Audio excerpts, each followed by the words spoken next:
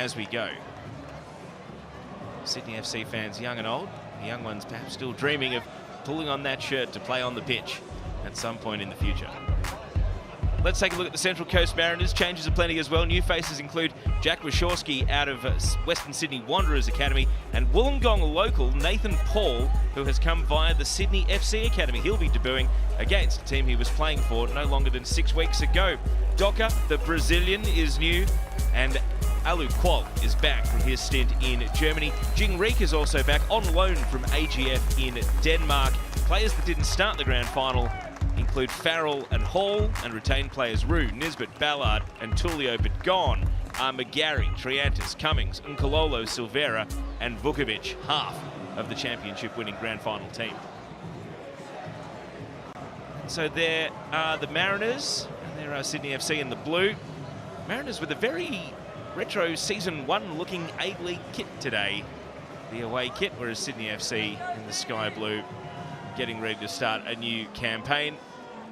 Ali Reza Fagani is today's referee, leading out the officiating crew. It'll be very interesting to see how this pitch plays. Maybe don't be too deceived by the patchy aesthetic of it. I'm getting the thumbs up from Daniel McBreen, who was out there walking around on it earlier, that it will actually play a lot better than it looks. Macca, welcome up to the commentary box. Thanks, Teo. Yeah, the pitch does look a little patchy, as you say, but underfoot, it's very flat, very good surface, so I expect to see some good flowing attacking football today. Wollongong Wolves still play in this venue in the NPL throughout the winter, so it does have some NRL markings on it, but don't be deceived, that little bit of NSL heritage still exists here at the venue, and it is such a nice place to come and watch football. There are the two gaffers, Steve Corica and also Nick Montgomery, exchanging a handshake. Let's see if the pleasantries continue. It becomes just a little bit more edgy once the whistle goes and the game kicks off.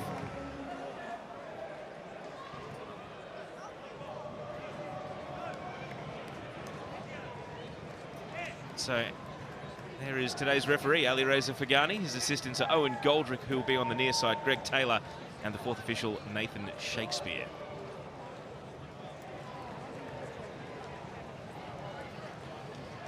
Of course, vastly experienced FIFA World Cup referee, Ali Reza Fagani. Nick Montgomery has got to reload and do it again. His eye for a transfer deal, his eye for a bargain. We get our first real answer today with Mikhail Doka. We get to see the 23-year-old Brazilian. We know that Marco Tullio was an incredible pickup, but a bit of a slow burn. And there is the man of the moment, Alu Kwol, back in the A-League men's. His A-League men's record was maybe not as spectacular as you might remember. It was 7 goals in 30. Let's see how prolific he is in his second stint in the competition. And next to Andrew Redmayne there is young Keely Adamson. You can see him getting a G up from the veteran. Fantastic moment for him as he makes his A-League men's, well, his Australian Cup debut, I should say. Still dreaming of that A-League men's debut. He's been a regular in the New South Wales NPL for Sydney FC, and he is a great mover up and down the wide areas.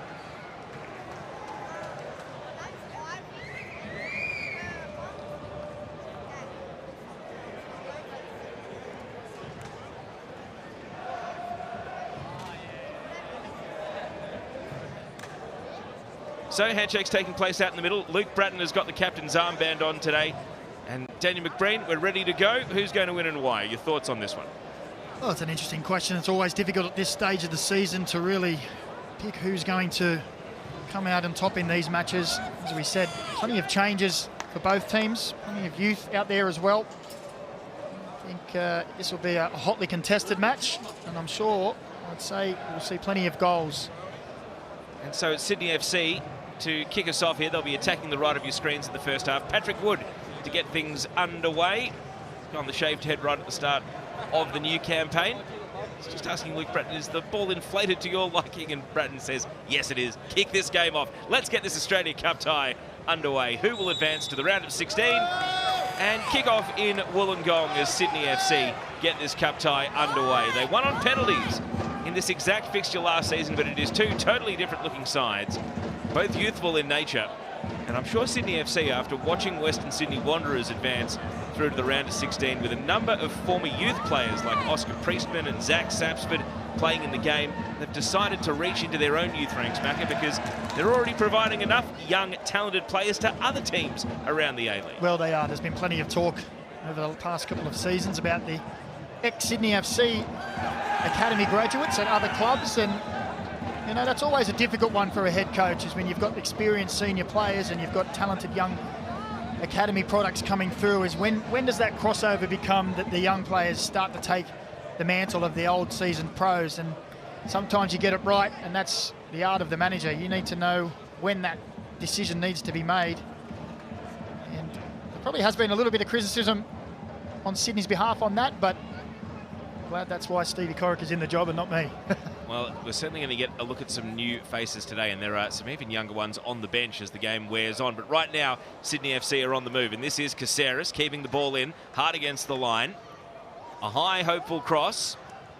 Oh, spectacular aerial duel there, and that is the new man Adamson showing us what he's capable of. And he's able to at least help Sydney FC retain possession, albeit going back to the centre of defence. And another of the young players, Jake Girdwood-Reich. Now the press is on. Nisbet trying to win possession for the Mariners. Dancing on the ball, but he got stuck in a 1-on-2.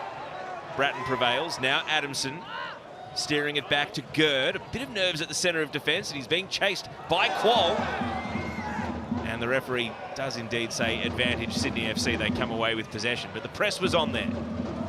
Yeah, well, we've seen Central Coast Mariners last season. They like to put the pressure on the opposition, try and win that ball and go forward quickly. On that occasion, Reza Fagani says was a foul, but Sydney can play on. They played through it quite well as well. Some confident play from their younger players. This is Aaron Gerd playing it to Jake Girdwood-Reich, who was a member of Trevor Morgan's Australian under-20 team that played in the Asian Cup. Unable to qualify for the under-20 World Cup, though, the one that you may recall Uruguay beating Italy in the final. Australia fell to Uzbekistan in a penalty shootout.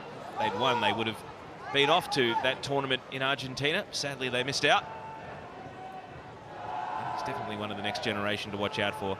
I've seen him play a lot in midfield, Jake Girdwood-Reich, but he's been deployed as a centre-back today, so it'll be interesting to see how he goes.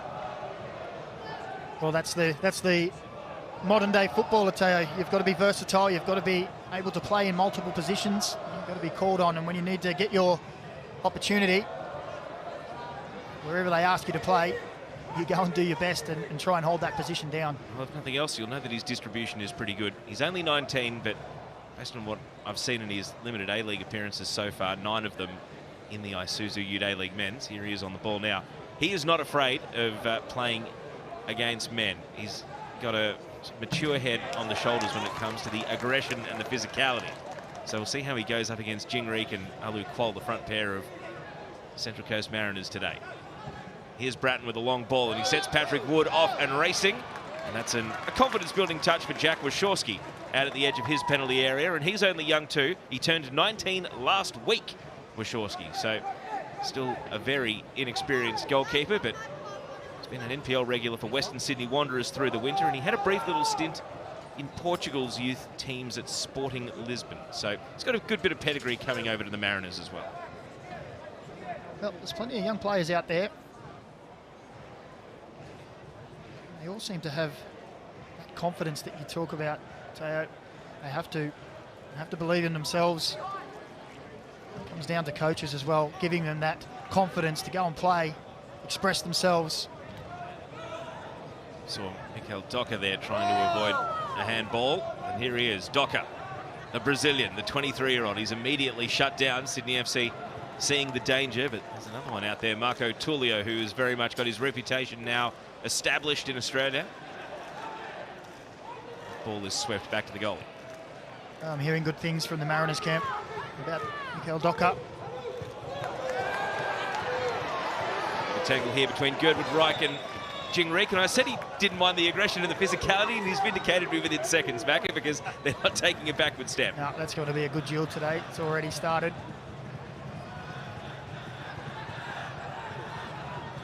Movement here from Corey Holman. He is the brother of Jake, who's at MacArthur, and also his sister Shay plays in Sydney FC A-League women's team, so they're a great footballing family, the Holmans. Corey just the one A-League men's appearance back in December 2021, so he'll be looking to add to that this season. He's going to get a play at the ball here, though, as Ballard knocks it right back into the mixer here. It's It's been a very physical opening to the game, but who can show a touch of class? Tulio might be exactly the man. Interception made by Girdwood Reich. And now Holman plays it to Caceres. Lolly, his path blocked. Nisbet can't find a teammate. All of this happening right under the nose of Steve Corica in the technical area for Sydney FC, and the Sky Blues are able to open the game out into space, and Joel King. It's very tight, very fast and aggressive in those midfield areas at the moment. Plenty of pressure, plenty of bodies around the ball. It's been a long off-season.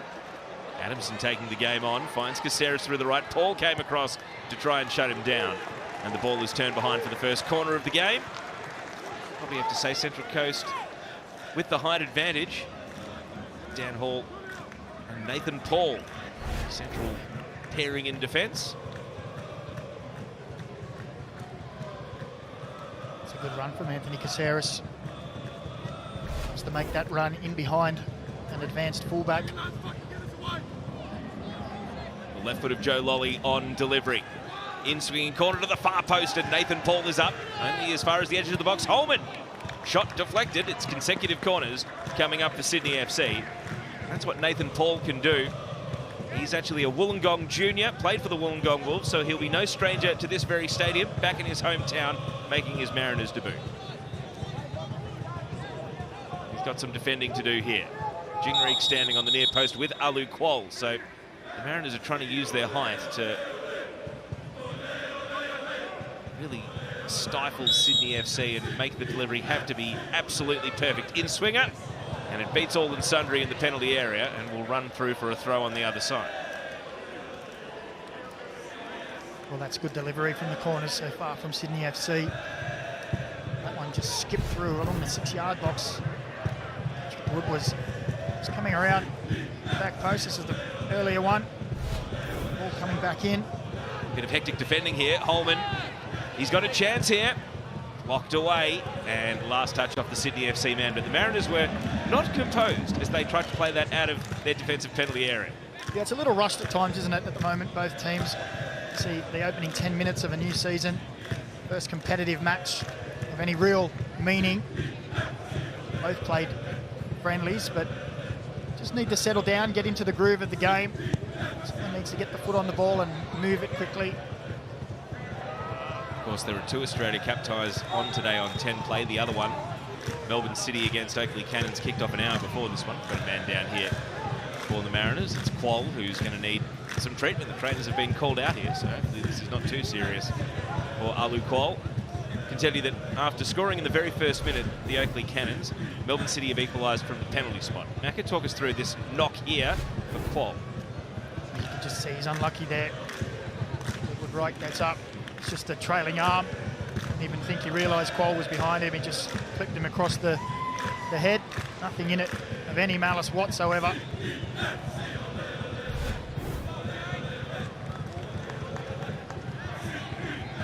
See here, just goes around the right arm, just actually swings around with the momentum. Alu Kuol just happened to be there. I think he was looking for the flick on and just trying to make a run in behind, and Reza Fagani says, nothing in that, let's just have a drop ball and we'll get back on with it. Don't want to bring up bad memories of last season for Sydney FC fans, but of course the Oakley Cannons knocked them out at Jack Edwards Reserve 2-1. Right now, in the second half, that game is tied 1-1. So we know they're capable of a cup set. This is very much a battle of A-League opponents, and of an Oakley Cannons may yet be waiting for them in the round of 16. Here's Nisbet now. The crowd rise as Tulio advances. Kuol makes a run for him. Kuol on the tight angle. Flashes through the penalty area. Docker and Tulio, the Brazilian duo, cannot combine. And the chance goes begging for Marco Tulio. Well, these are the areas towards the back end of last season we saw that man Marco Tulio really thrive, driving forward. It's a great run from Kuol. And for a moment there, I wasn't sure if he was going to get it.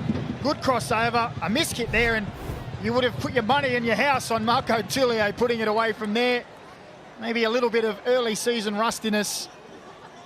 And he's not happy with himself, but a nice flowing move. Very similar to what we saw from the Mariners last season. more bad news here for Alu Kuol. It's a new issue. It looks like it's his left ankle here.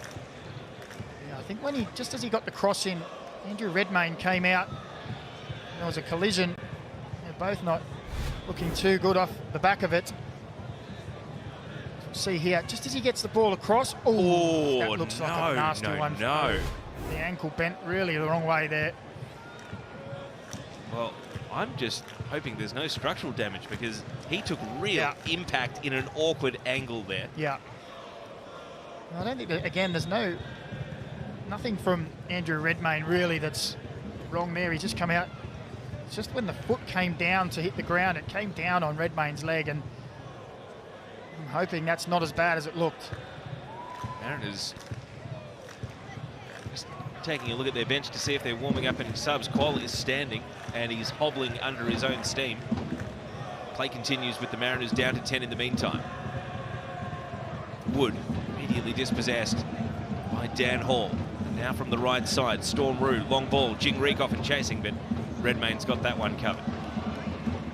Kuol is slowly starting to hop and skip, but I think instructions are coming for a substitute here. Do you think that regardless of his physical state, they might be just risk averse and sub him off?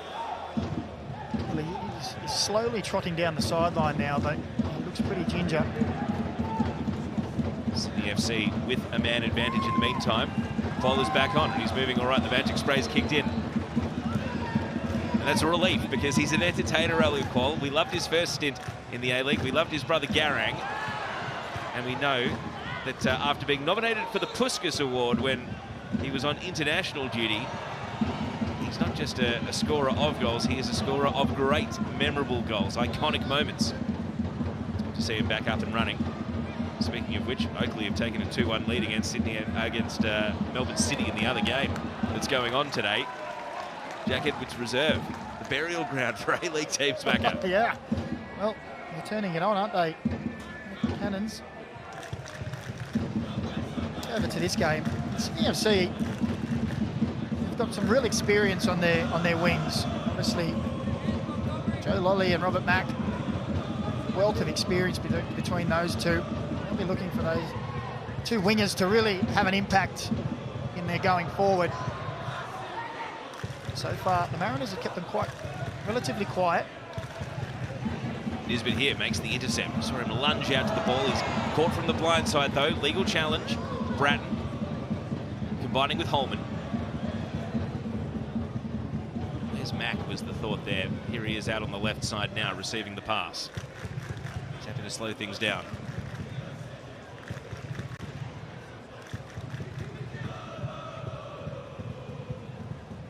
Cove making plenty of noise and providing the soundtrack today for this afternoon's Australia Cup tie. Just a reminder that if we are level after 90 minutes, it'll be extra time. There needs to be a winner today, so penalty shootout if required. Holman. Spinning and playing the ball to Gerd.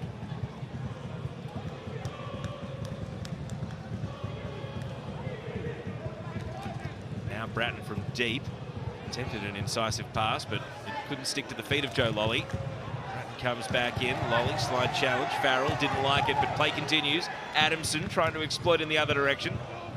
Lolly cuts inside, uses that left foot, and Farrell got his own back there with a little bit of physicality, and now it's Lolly's turn to ask if the whistle's going to go, and it's not. Reek gives possession away. Things calm down as Sydney FC consolidate possession.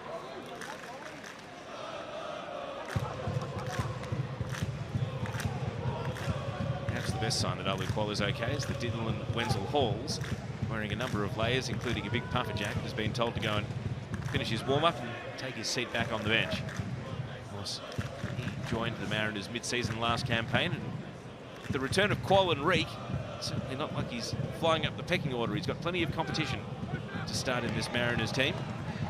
That's exactly what you want, though. A couple of players for each position. Some real competition, so they push each other all season, get the best out of each other, drive each other to be better.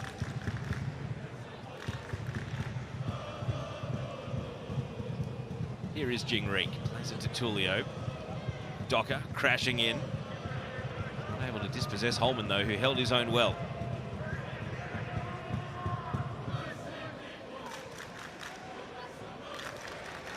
turn here.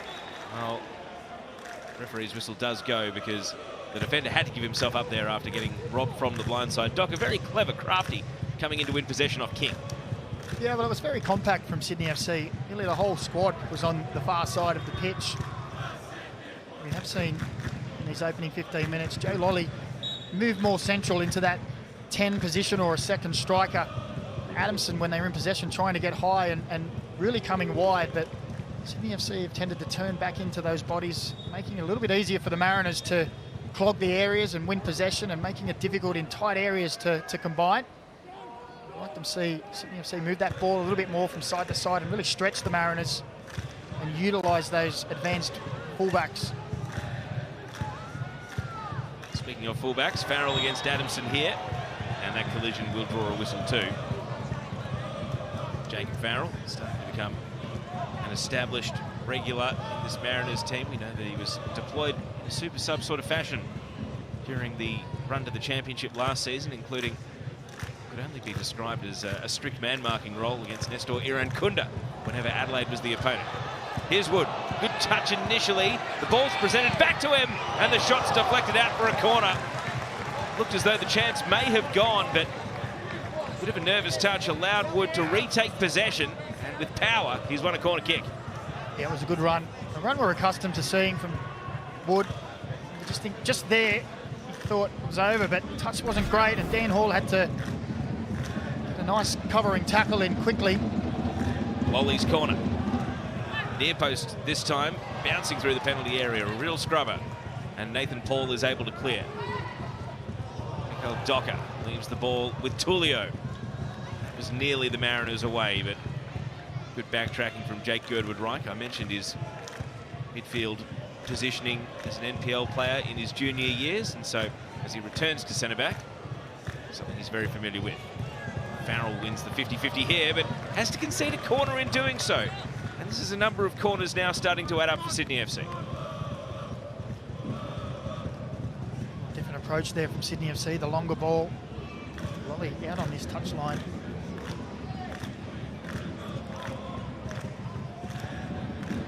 So Lolly's had a few test corners here, and as the ball is headed out, this time last touch off Sydney FC, and it was Girdwood-Reich diving in who did so. Goal kick for the Mariners.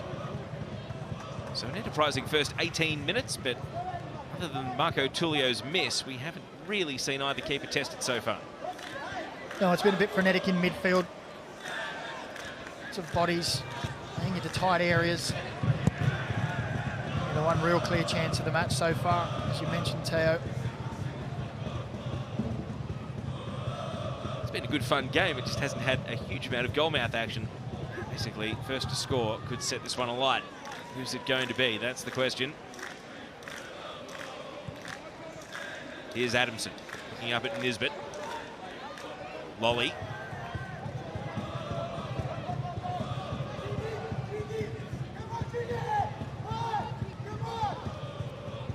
Good. Now King with Holman. The triangle's working nicely. Mack touching it on and out for a throw.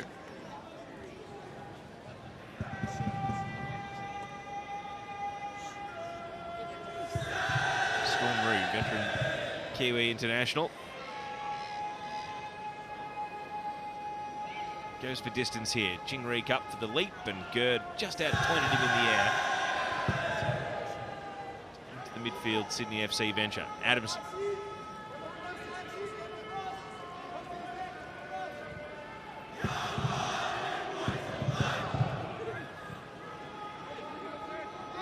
Girdwood-Reich. And now Bratton. To Lolly. Farrell will keep up in pursuit here. Right-footed cross from Joe Lolly. Kept everyone guessing. And it's out for a throw. Technique though, Joe Lolly. As much as you might expect him to cut inside as an inverted winger on that preferred left foot. Keep everyone guessing here. And now Adamson has joined him in the attacking third. Leaves it for Lolly. Back to Girdwood-Reich.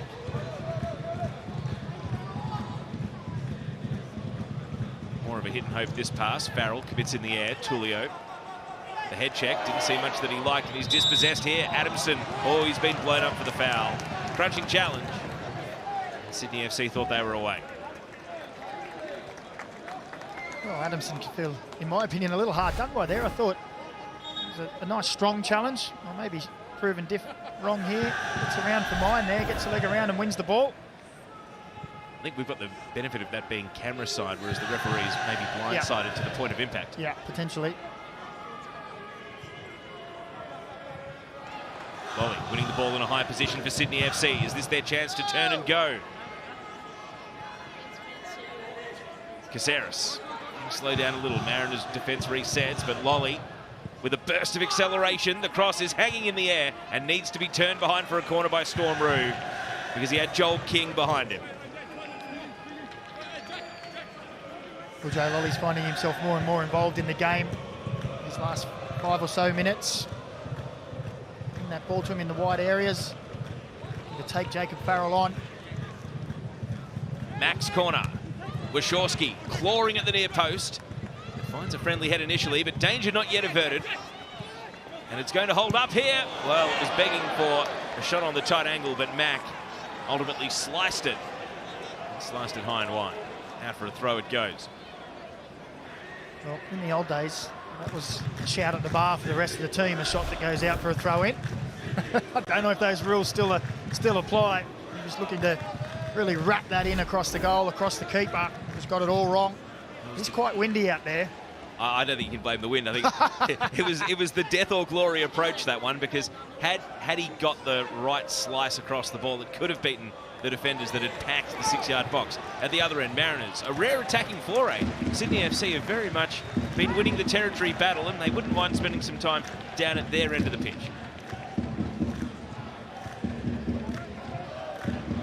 Let's see who can retain possession in this attacking third for the Mariners here and start to ask some questions of Sydney FC and Andrew Redmayne. Ballard immediately dispossessed, and Sydney FC, well, giving away the foul here. Patrick Wood with a bit of bash and crash. You can see the possession stats there, 73% to Sydney. Shows how much they've been in control of this match. Still, the best opportunity we have seen has been the Mariners. So height advantage very much with the Mariners. Nathan Paul, very good player in the air. And he is right up at the end of this line. As the ball is swung in by Docker, it's tumbling on, and it's tumbling in! The Brazilian scores! And the referee is saying it's going to be disallowed. The flag is up over on the outer side. And as both Docker and Tullio protest, Sydney FC were trying to play the ball quickly and get away.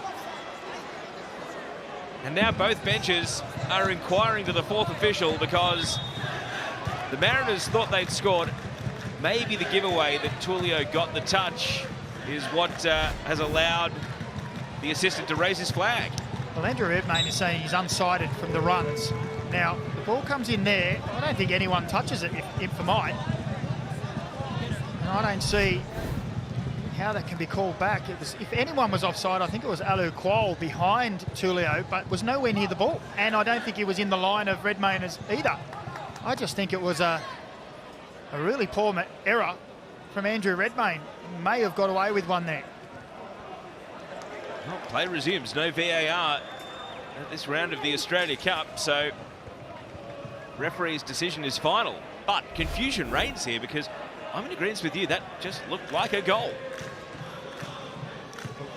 Well, it's not the best handling that Andrew Redmayne's ever done, but I'd still like to see a wide-angled replay to see those runs, because I don't think there was a touch from Tullio 1, and I don't think Kuol was across the line of the keeper.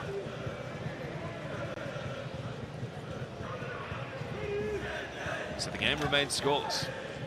25-minute mark. Aaron is perhaps encouraged, though. Hadn't done a great deal of attacking for a good 15 minutes. Go forward and the ball ended up in the net. It just didn't count.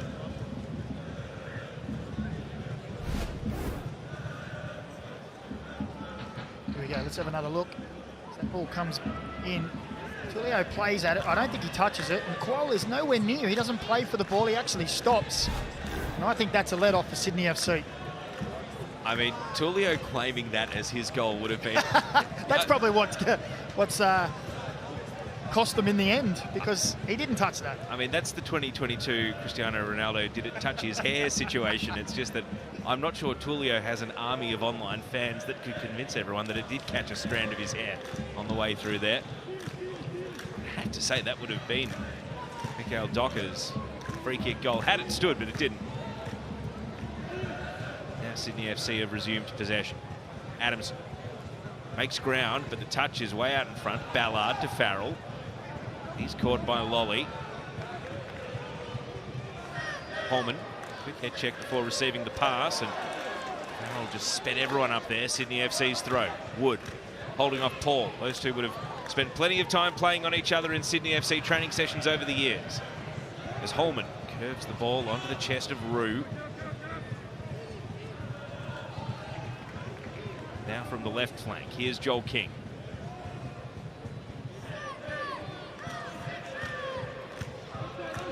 Qual inserts himself in the game, but can't keep possession. Caceres prevails. Now Mack knocking it out to King, who's venturing forward. All about the delivery, and he puts it straight into the back of Rue, headed away by Ballard. Now Tulio onto Docker.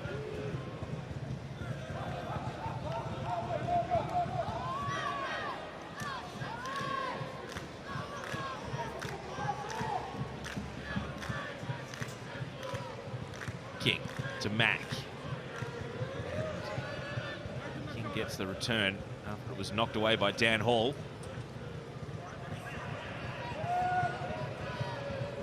For the right opening here, Sydney FC. Mariners, as you can see, very crowded midfield at the moment.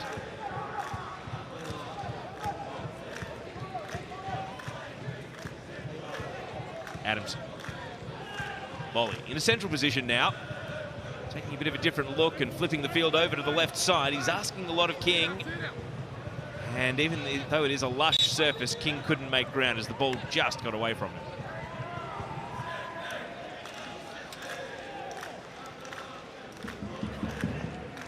Joel King, no doubt, will have ambitions of breaking into Graham Arnold's Socceroos team for the Asian Cup.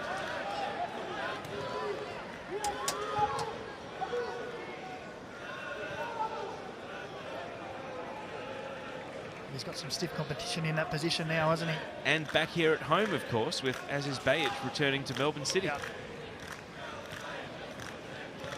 So even though one Socceroos left back in Geordie Boss headed over to Europe, Aziz Bayic coming back in the other direction. A Hart-era player returning to Melbourne City means that we'll have a couple of those left-back candidates playing right under our nose in the Isuzu Ute A-League men's in the countdown to that Asian Cup.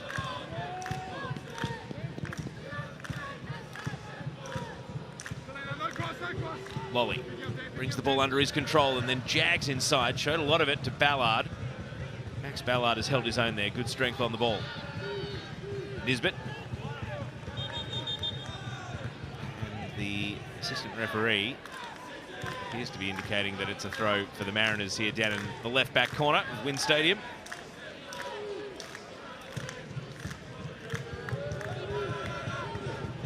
Did you play here much in your career, if at all, Macca? Yeah, I remember playing against Wollongong back in the NSL days. Got absolutely battered by them. I think it was about 9-3 the score. So I tend to try to put it out of my mind. Dear oh dear, I'm hoping for your sake this is back when they were either on their way to or the defending champions of the old NSL then. Yeah, it was that 2-year period where they were a really, really top team. The only solace I can take out of that is I scored a goal. And that's the only solace I can take out of that scoreline. It's got real character, this venue. If you haven't been here, the hill on the outer looks straight onto the beach on a clear day, which today is not. You can often see ships in the water. They still get great crowds here, the Wollongong Wolves in the NPL. And by NPL standards, we're talking 400 or 500, but it's always a nice day out here, summer or winter. As we see, an attempted through ball here. Wood is outpointed by Paul. This was Wellington Phoenix's home away from home, don't forget, during COVID. So certainly ended up hosting quite a few, both A-League men's and women's fixtures in 2021 and 22, but remains dormant again now as we wait for what the future may hold with A-League expansion. I can tell you it's a lot warmer in this box than it is out on sideline. that suddenly blowing up is freezing. Mariners trying to warm up as they venture forward here through Tulio, and Adamson, who showed us plenty in the first half hour, knocks it out. Let's check in on the sideline. Tristan McManus is with us. Hello, gentlemen. What a day for football. Yeah, I tell you, the movement of the ball on the pitch is only matched by the lower jaw of everybody off the pitch. I just watched the substitutes go back to the bench there for a second, and I tell you, they are absolutely Baltic. But what a game of football we have. I don't think we're seeing anything that we weren't expecting. I still don't know what happened with that disallowed goal, as do the Mariners bench. They were convinced it was a legitimate goal. I think if Steve was honest about it, he probably would say the same himself. I like the look of Adamson here. I was just about to say it. It's great to see him bombarding forward. As I was about to say it, Tulio got the ball in this position. The midfield from Sydney are doing what they're doing. I guess it is what you expect. Both teams at the moment are missing their star strikers, which we got accustomed to last year. But let's see if this one goes in. Docker. We've seen one free kick bend in from this territory. Sydney FC have learnt the lesson, and it's headed away at the edge of the penalty area. Mariners can reload. Tristan down on the sidelines. We'll keep checking in as the game continues. Here's Farrell in broken play. Can the Mariners loom large? Docker swings it in again. Headed off the penalty spot by Gerd. That one brings up the stretcher bearers on its way out for another throw. Gingrich taking the ball. Farrell makes a run, but Patrick Wood picked his pocket. That pass is misdirected. Ballard with a chance here for the Mariners. Can't thread through Quoll. So Reek plays it back to Dan Hall. Now Nathan Paul. Farrell caught in a 1-on-2. First to recover Sydney FC. Caceres away and running. Ballard in hot pursuit. Mack wants the ball through, but it's overhit, and maybe that's a little bit of rustiness from a team still working through the gears, because that was a great counter-attacking chance. Yeah, I also think that's a little bit of greasiness on the pitch. The ball just skipped away. Caceres, no stranger to slipping balls in behind for on-running strikers. On that occasion, just too much. Neat 1-2 over on the right, but Gerd is able to knock it away up the hill, keeping it from Marco Tulio. Seeing Rome as he places down both flanks in this half, and now he's on the ball in a central position, Tulio. Quoll trying to roll his marker. Nisbet arrives. Farrell a little flat-footed as the pass came. He's still going to reel it in, though. Play it back to Nisbet. Mariners on top. And they sustain it for a minute or two, longer than we've seen in this half, though. It's been Sydney FC's half up until this point. Hall. It's a really awkward pass, and he's asking too much of Storm Ruin. Just like that, exhale, because the Mariners let Sydney FC off the hook. Yeah, it's a little bit sloppy there from Dan Hall.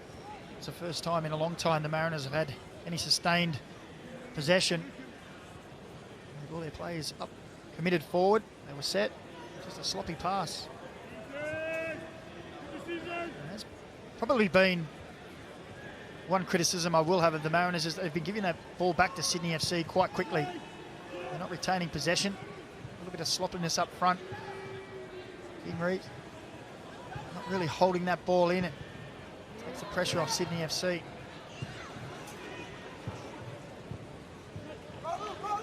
Rue here. Lots of space. Everyone backed off, and he takes 10 metres. Now tries to find a teammate in Docker. First time cross is cleared by Gerd. Just looking at that Mariners midfield, I know that they're still very much in the process of recruiting, and they've got internationals spots open to fill. But today it's this man, Nisbet, on the ball. We've seen Docker in a midfield role. Max Ballard has been ever present for the last 3 seasons now. But are they looking to add? Or is this their first choice midfield, just trying to get up to speed and spend a bit more time on the ball? Well, rumours are there's a couple more foreign players that may be coming in. But we've seen that pairing, the central pairing, Ballard and Nisbet, really work well together. It's just whether they have some more depth in those wide areas. Here's Caceres onto the head of Wood. It rears up. Danger not yet averted. And it's headed away by Rue. Docker looks up at Holman. Asking a bit too much of Tulio as Bratton comes in to intercept.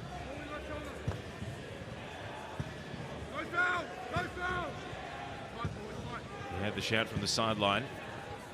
Dan Hall avoiding giving away the free kick, and now Sydney FC not able to capitalise in attack. I'll tell you that in the other game down in Melbourne, where A-League men's premiers Melbourne City were trailing, I should say, 2-1 against Melbourne City. City, with their second penalty of the game, have equalised. Tolgay Arslan, one of the new signings. So that game's got about 10 minutes of regulation to go. You can enjoy both matches live on 10 Play.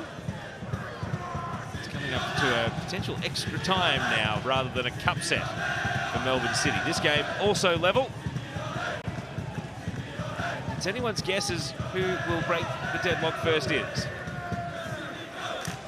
Here's Adamson.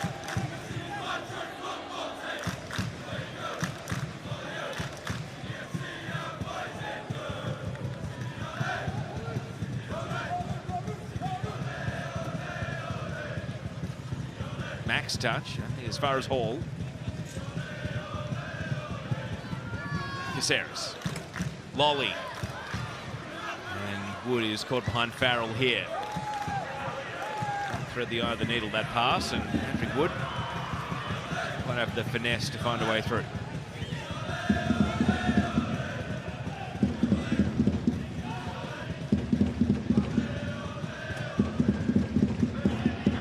Here's Ballard. Central Coast Mariners starting right from the edge of their defensive penalty area. And go even further back, Wachowski.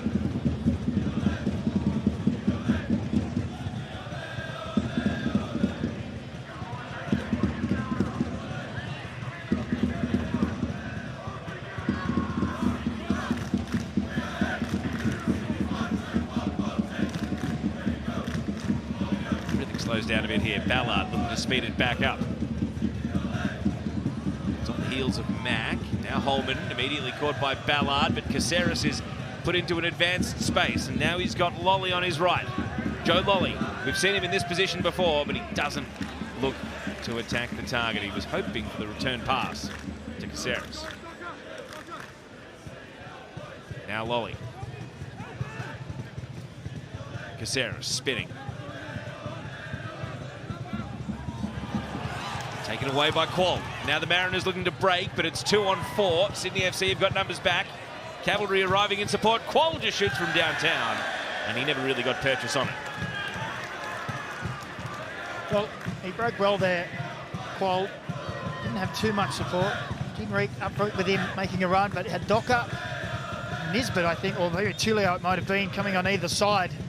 And as the Sydney FC got back and narrowed off, I think there was an opportunity to really lay a ball either way to really test that Sydney FC defence a little more. Saw on the replay there the grimace on Luke Bratton's face, but he's back up and okay in a jiffy. Just a little bit of a limp to him though, so watch this space for the remaining 6 minutes or so in the half.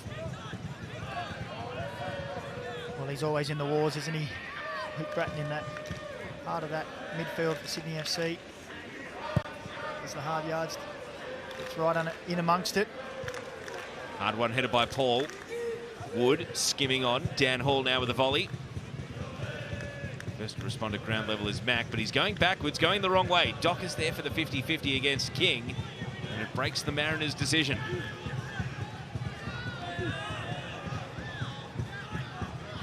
Now we've got Mikhail Docker down, and this is not what the Mariners wanted to see their new Brazilian signing. He's holding his midriff there. Just wondering if King has inadvertently a knee in, or an elbow, yeah, just the right elbow, nothing really into that. Seemed to take a second or two for it to register. Who's the happier of the two coaches at the moment with 5 minutes of this first half to go?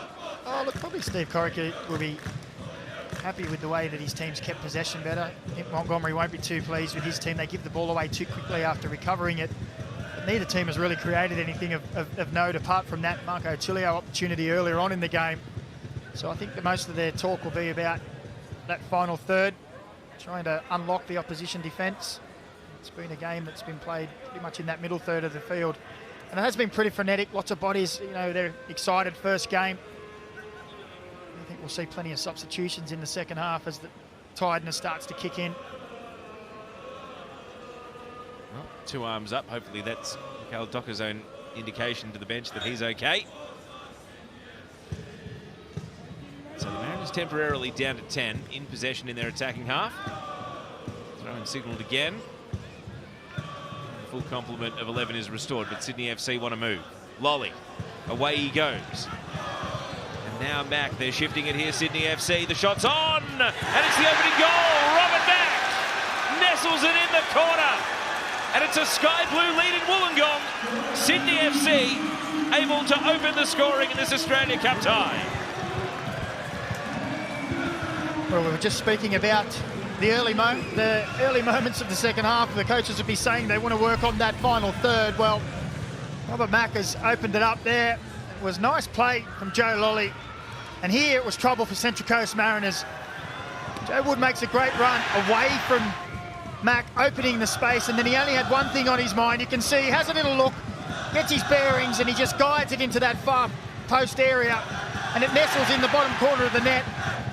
They've had all the possession in this first half, Sydney, and that's their real first opportunity of the game. And Robert Mack makes no mistake. And it's Sydney FC 1, Central Coast Mariners 0. Can we read much into that being really the first time today we've seen Lolly and Mack on the same flank at the same time? Well, it was nice interplay, wasn't it, that opened up the defence. Also got to credit Wood, his movement to run away to that back post that created the space. It then put the defender in two minds. Paul didn't know whether to stay or come to the ball to press. Really good finish. Found the corner, found the lead. And now over to the Mariners to try and avoid falling at the round of 32 stage for the second season in a row. Corner kick coming up. If I'm not mistaken, this is the Mariners' first of the game. Had some mid-range free kicks. Now we get to see a corner. Here's another look behind the goal. Well, he's shown last season he's lethal from that area. You saw he had a little look up and he assessed the situation and backed himself, and it was a wonderful finish. Mariners looking for an instant reply. Lots of byplay in the penalty area as the ball swings into a central position. It's headed out for a goal kick. Last touch off Central Coast. So again, only a brief moment under a bit of pressure for this Sydney FC defence.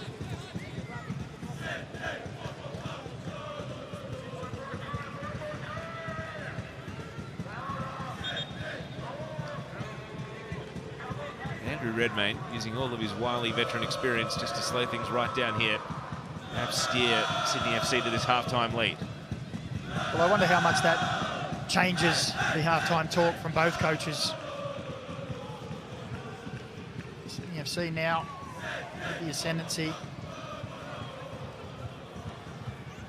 And I'm sure Nick Montgomery and his coaching staff feel a little aggrieved at that disallowed goal as well. And Mack replicated in the blink of an eye. This time he's dispossessed by Storm Roop. Maybe took one touch too many before attempting to find his shooting stride. Farrell wiped out by Lolly, and Lolly gives himself up immediately. He knows he's committed a foul that time. He goes and apologises to Farrell as he picks him up. Farrell just a little too quick there with the touch. He knew straight away he wasn't going to get the ball. It's good to see the sportsmanship there. No thoughts of a card. Play continues. Central Coast still corralled backwards, though, all the way to their goalkeeper, Wachowski. Wood's going to press him right up here. So he's quick to shuffle it on now to Paul. Little burst of energy here from Sydney FC at the end of the half. Nisbet lost his footing, but still found the ball. Lucks of fortune. Short-lived. So now Mack waiting for the run of King out on the left. Wouldn't think we'd have more than a minute of stoppage time at the end of the half. We had treatment for Alu Kuol, but most of that took place outside the field of play rather than actually stopping the game.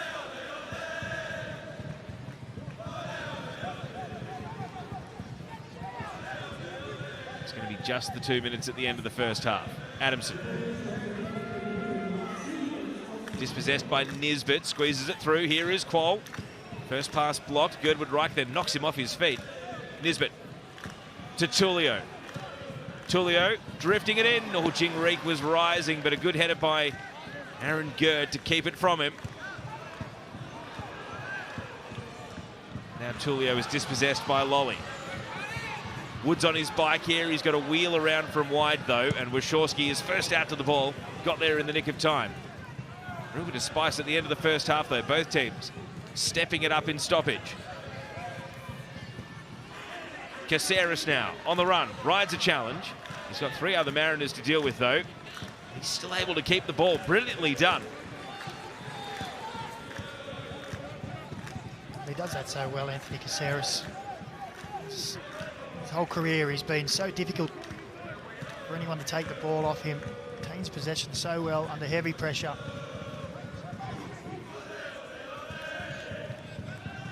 Here he is now with a bit of breathing room to go to work.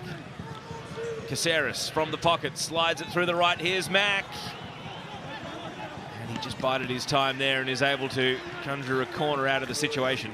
It's probably been the thing I've noticed the most, that Sydney FC's goal didn't involve Caceres, but he's been the one that's been in that space between the midfield and defence more than anyone in this first half.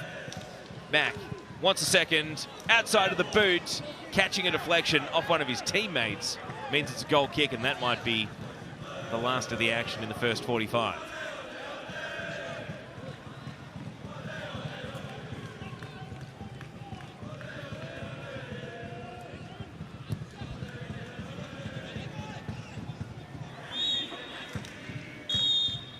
And the whistle goes, so it's Robert Mack's goal that's the difference between the two teams here at Wynn Stadium in Wollongong. This Australia Cup round of 32 tie has been a bit of a slow burn. Lots of intensity and physicality, though. Both teams properly up for this one, and don't expect the Mariners to go down without a fight. Right now, though, it is Sydney FC in the ascendancy. And as things stand, with 1 foot in the round of 16, because at halftime, it's Sydney FC 1, leading Central Coast Mariners 0. Great stuff. Thanks for that, Teo. You said it. Robert Mack's goal is the difference here. Sydney FC 1, Central Coast Mariners 0. The halftime show is coming up right after the break.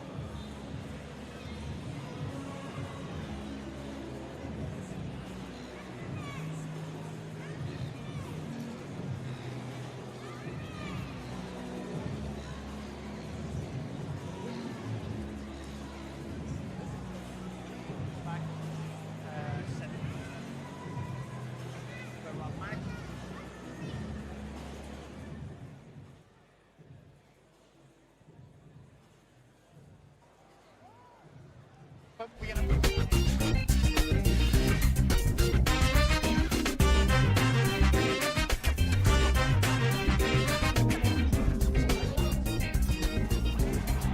Hello there and welcome back to Wynn Stadium here in Wollongong from the Australian round of 32 between Sydney FC and Central Coast Mariners. I'm here with Daniel McBreen. Daniel, good start to the game. 1-0 Sydney. What have you made of it so far? To be fair, I thought it was pretty scrappy in the midfield. Sydney obviously had plenty of possession in the match. I think it was 75%. They moved the ball around well, but didn't really give anything in that final third. Didn't really trouble Central Coast. And just when I was talking with Teo before half-time about they're going to be, both coaches will be talking about how they can unlock that final third. Robert Mack steps up and does a beautiful piece of finishing. But it's been scrappy. It's been lots of bodies. You can see they're all eager to impress. So it's been a bit scrappy and tense and loose passes here and there. But they've got to work themselves into it. It's a first game, and we can sort of expect that to happen. Yeah, like you said, you can expect that to happen. And again, the weather plays a huge part as well. They're only a couple of weeks into it as well. Rob Mack, he showed up as he has time and time again, and he done what Rob Mack does. That goal was beautiful, wasn't it? Yeah, look, it was the first time we've seen Lolly. Lolly been coming inside and playing as another 10, but he combined very well with Rob Mack. And I've got to credit Wood with the run. He made the run away to the far post to drag the defenders away. Then it gave the space for Robert Mack to drive into the box. And you see, he just had a little look up. He assessed the situation just there. And he went, yeah, I've got the quality to finish from here. And he tucks it away into that far corner. And that's a quality finish from a quality player. Yeah, he's done it time and time again. Let's take a look at the match stats now at the moment. I mean, possession, as you'd imagine, it's in Sydney's hands, 66.3%. 4 shots on goal. They're even enough, which is surprising, I guess. Touches on the opposition's box, 12 for Sydney, 4 for Central Coast Mariners. Well, they're the big two, aren't they? The touches in the opposition box and the final third passes, 100 to 33. That shows the dominance that Sydney have actually had, and the position on the field they've had as well. They feel that Nick Montgomery will be in there now telling his team, when we win that ball, you've got to keep it. Yeah. Because invariably they've been given the ball away within 1 or 2 passes, and that just gives Sydney the impetus to get the ball, move it around again. I think they probably haven't moved it around as good as they would have liked from side to side. They haven't really moved the Central Coast defence. They've kept going back into those clogged areas. But look, we said, first game, first competitive game. They'll be in there discussing that now, and they'll be looking to address those situations in the second half. Yeah, and definitely with everything that happened there as well, I mean, Mariners thought they might have been ahead just before. Let's take a look at some of the chances that they've had so far. Again, they're not completely out of this game. Not by a long shot, huh? There was the... Well, for me, I can't see what this was disallowed for. Now, I know Andrew Redmayne was saying for that he was saying that he was unsighted, but for me, Chilio doesn't touch the ball, and Quoll's run didn't impede his view, so I can't see how that goal was disallowed. And now that was a great piece of work. That was the Central Coast Mariners we saw towards the end of last year. Maybe not the last part there, because we would have thought he would normally put that away with the form. But a little bit scratchy, a little bit rusty in the first game of the season. Wood's been making some good runs like this in behind, but he's been a bit isolated on his own, trying to do it against the 2 defenders. So a little bit more work to be done. The set pieces from corners actually was pretty good from both teams. Yeah. The delivery in there, but yeah, I think they'll both be looking to say, look, keep that ball, move it around, let's work the opposition, create those opportunities to go forward in the spaces when we have moved them, and then look to get in behind in those wider areas and create some damage there. Yeah, I've been listening to the Mariners bench there. They want to get their front guys a little bit closer together. Is that something that you've seen as well? Well, I could even hear through the glass that I'm sitting in the commentary box, I could hear the prawn sandwiches. Hearing the coaches yell out to them that if one goes up for the header, the other one has to run off them. And here, look, expected goals 0.04. That shows what a fast finish that was from the area it was in, because you would back the keeper to save him from there. But I think the way he finished it, the way he put that ball in and bounced it just in front of the keeper, made it really difficult. But he'll want to get more involved in the game. I think him and Lolly are the 2 experienced wingers for the Sydney SC team, and I'm sure Steve Corrick will be asking those 2 to really stamp their authority on this game. Yeah, most definitely. They talk about games being won in midfield. You look at the quality of Sydney's midfield. They had it all last season. Regardless of what happened at the back, regardless who was scoring the goals at the front, you've got a midfielder, Robert Mack. Bratton is just pinging the ball around for fun. You got Katsiris doing what Katsiris does, and then Joe Lolly on the other wing. Yeah. Well, Katsiris for me has been the real good one. He's been getting a lot of space. He's been facing forward. He's been the one trying to get the ball and play the little balls in behind. It's a little bit hard because it is a quick, greasy pitch. It's drizzling rain that we're getting soaked with now, but that makes it a little bit more difficult. But again, once you get into the groove of the game, he'll start to work that out. But he's been great in that midfield position, looking to the one to get in the back of the 2 midfielders for the Central Coast and cause problems. But plenty to work on for both teams. Yeah, most definitely. The weather is Nisbet and certainly Jacob Farrell weather. It's not the only game that's going on today. Oakley are taking on Melbourne City down there. And what a game that's been. Yeah, well, Oakley are looking to try and turn themselves into the only third member-fed team to beat two A-League teams in their Australia Cup history, and they started off very well, went up 1-0. And Melbourne City, they've got themselves a couple of penalties in this game, so they're not doing it the easy way. They're doing it the hard way.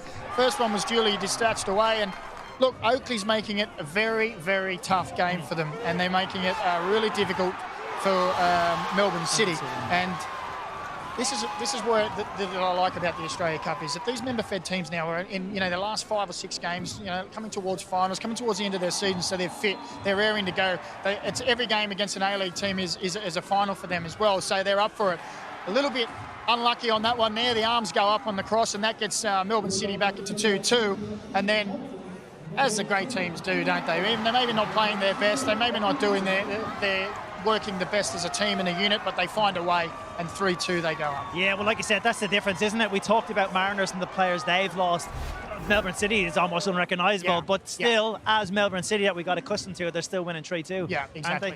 Now, there's a couple of more fixtures coming up in this Australian Cup tomorrow. We've got 3 of them. Let's take a look at them.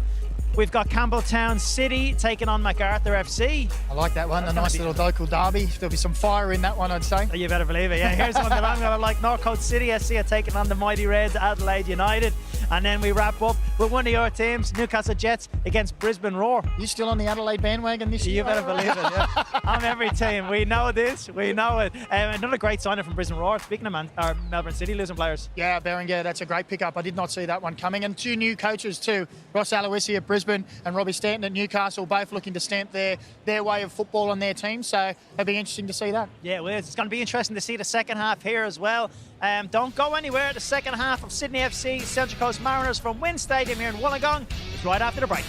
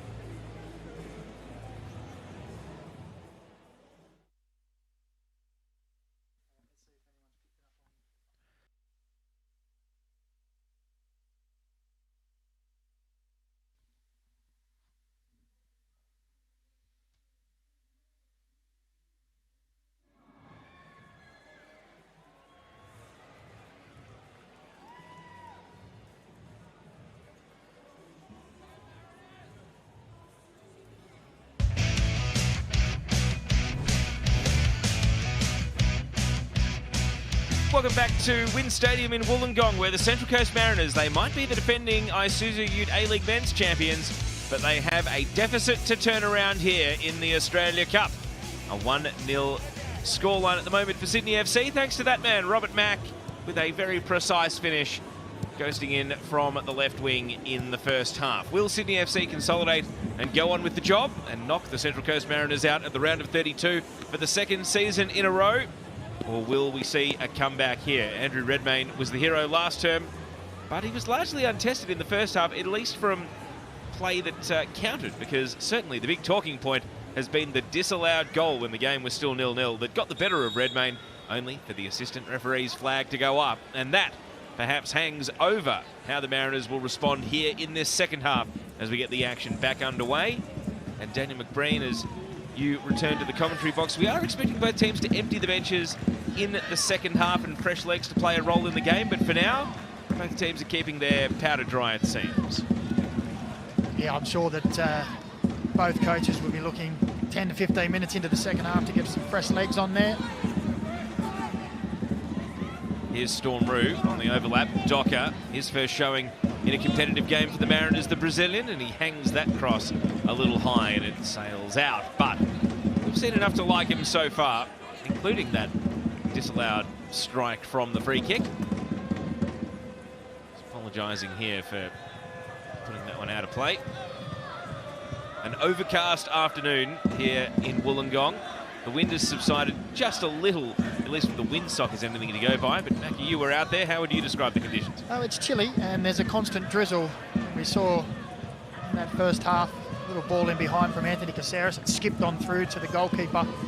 It's just adjusting to those conditions underfoot. A little bit greasy as well, so you might see a couple of players slipping here and there, but otherwise perfect conditions. Shawski had to leave his penalty area and takes the safety first approach of hooking that one out for a throw. Former Western Sydney Wanderer Jack Wachowski was playing in their NPL team through the winter season. He was also part of that Australia under-20 squad that went to Uzbekistan. Here's Aaron Gerd. Activity on the Mariners bench. It looks like Christian Theoharis is being set to do his final warm-up before coming on. Here's Patrick Wood in the meantime for Sydney FC. He's caught in possession. Busy work from Docker.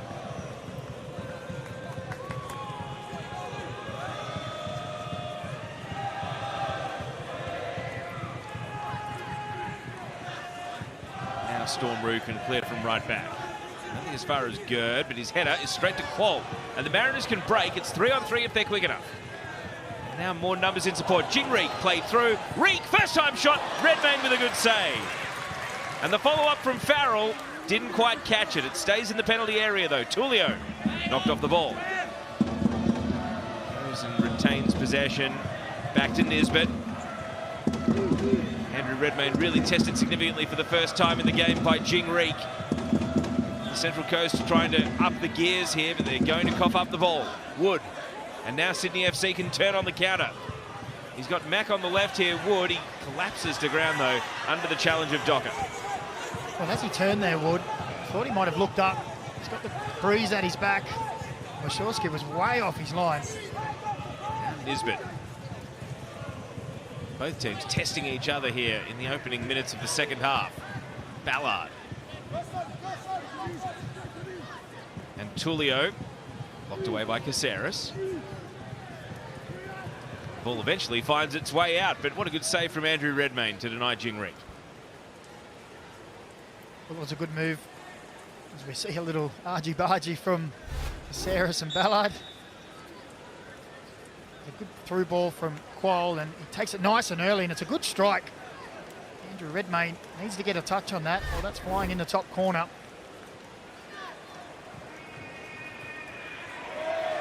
Holman overzealous in how he wiped out Docker there.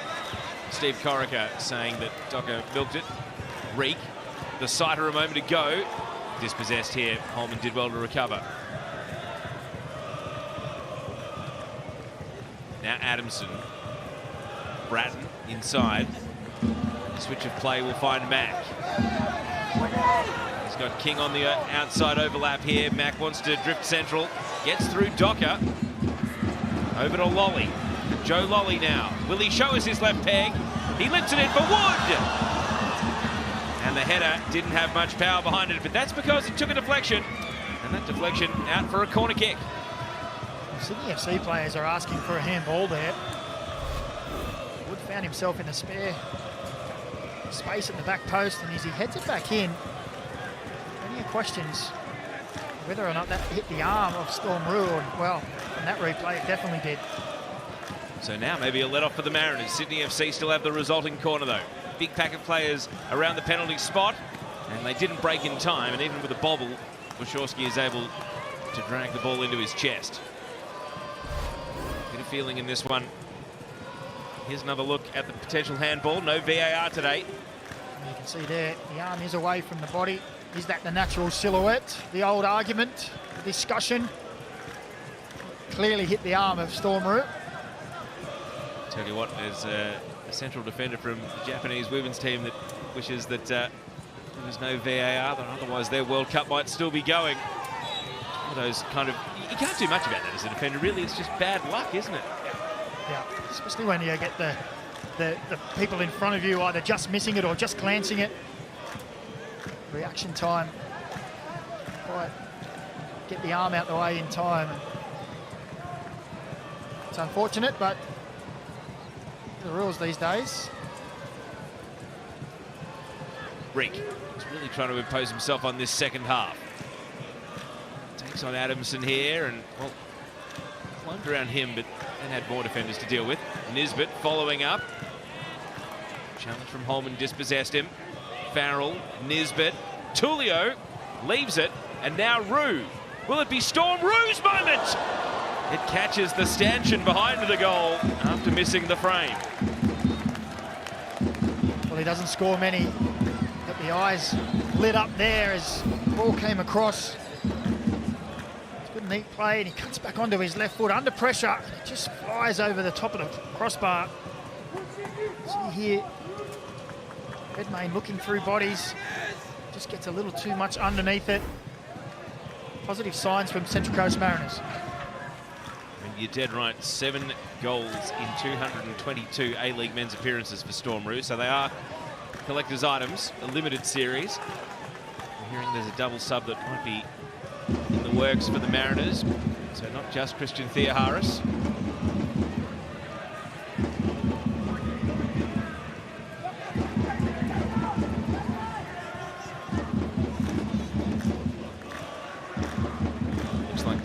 Halls might be getting his number called as he goes through the final paces of his warm-up as well.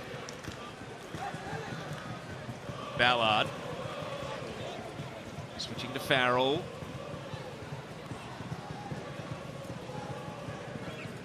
And he's caught from behind there by Wood. No whistle, play continues. Lolly's a lone hand though. He's got Adamson, the only man even near him in support. And now the midfield makes their way up as Lolly holds up the ball. Joe Lolly.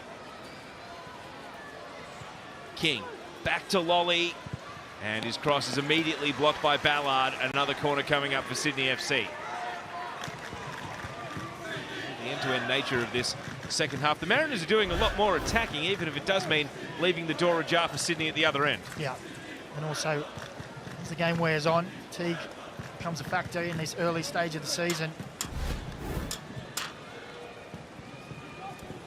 Patrick Wood stayed down after that foul, which we just saw the replay of, but after Ali Reza Fagani seemingly given him an unsympathetic ear, he's back on his feet and running to come up and attack this corner kick. Swinger, which is headed away by Quoll. Adamson volleyed back to the edge of the box. Quoll improvises and is able to clear the lines.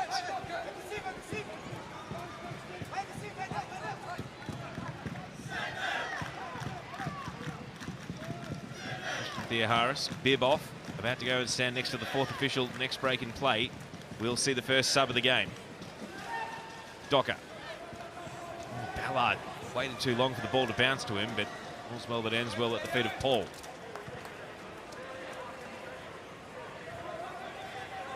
Rue. Interception made by King. Joel King showing us what he can do. And then a little bit too much on the pass. I was hoping for Robert Mack. It was just a bit too straight, wasn't it? You spoke about the greasy conditions, and Robert Mack knew as soon as it came off the boot that he was never going to get there. It was always going to skip away.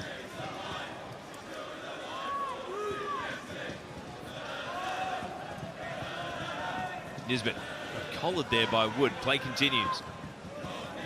Farrell ghosting forward. The cross, tumbling, Reek, it went the wrong way. It hit his standing leg. Farrell, second time of asking, a little bit helter-skelter. And a decent couple of half chances go begging for the Mariners. Yeah, that was a great chance. It was a wonderful crossfield ball, Josh Nisbet, to send Farrell away. Fires that across the 6-yard, and it's just a complete air swing, isn't it? Hits the standing foot. Those opportunities don't come around too often. You can see the frustration. And so now with the ball very much being contested on the halfway line at the opposite side of the pitch, we are going to see that first change of the day. And it's Mikael Docker's first showing in Mariners colours coming to an end.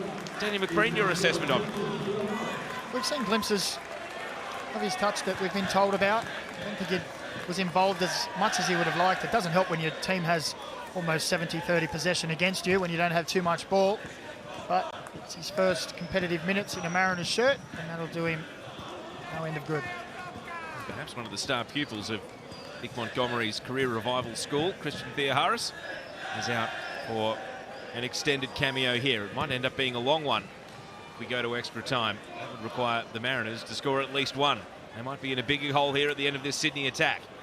Bratton hangs it high. Mack, great first touch.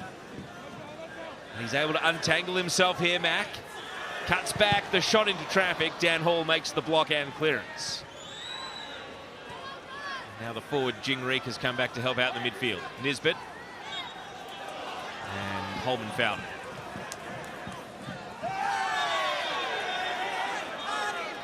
Now we're going to see the first card of the game.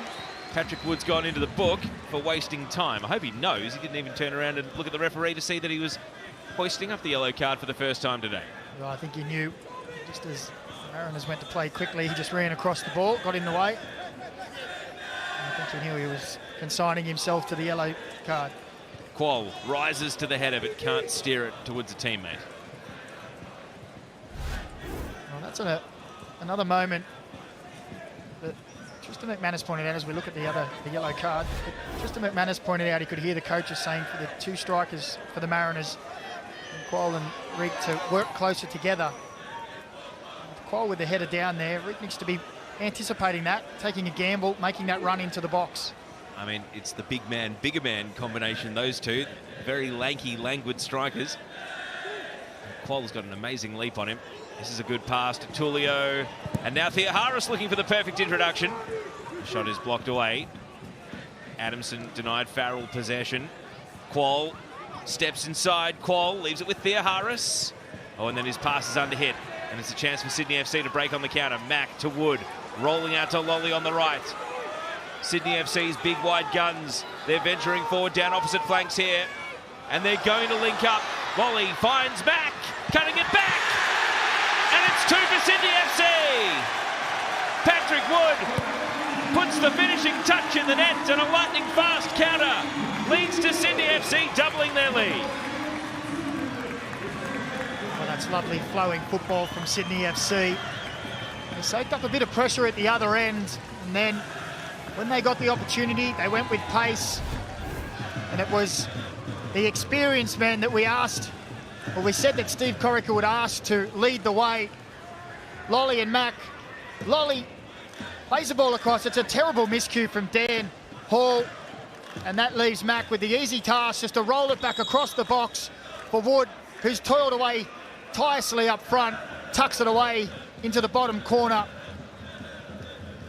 Lovely free-flowing football from Sydney FC. Takes them 2 goals to the good. And now it's going to take some almighty comeback from Central Coast Mariners. But we've seen it before. So at the hour mark, it is a 2-0 lead to Sydney FC. Patrick Wood, still only 20 years old, don't forget. He only started 5 of his 22 A-League men's appearances last season, and he did return 3 goals in the National League, but he'll be hoping for more minutes, more starts, and also a better return on the score sheet as well. Oh, of course.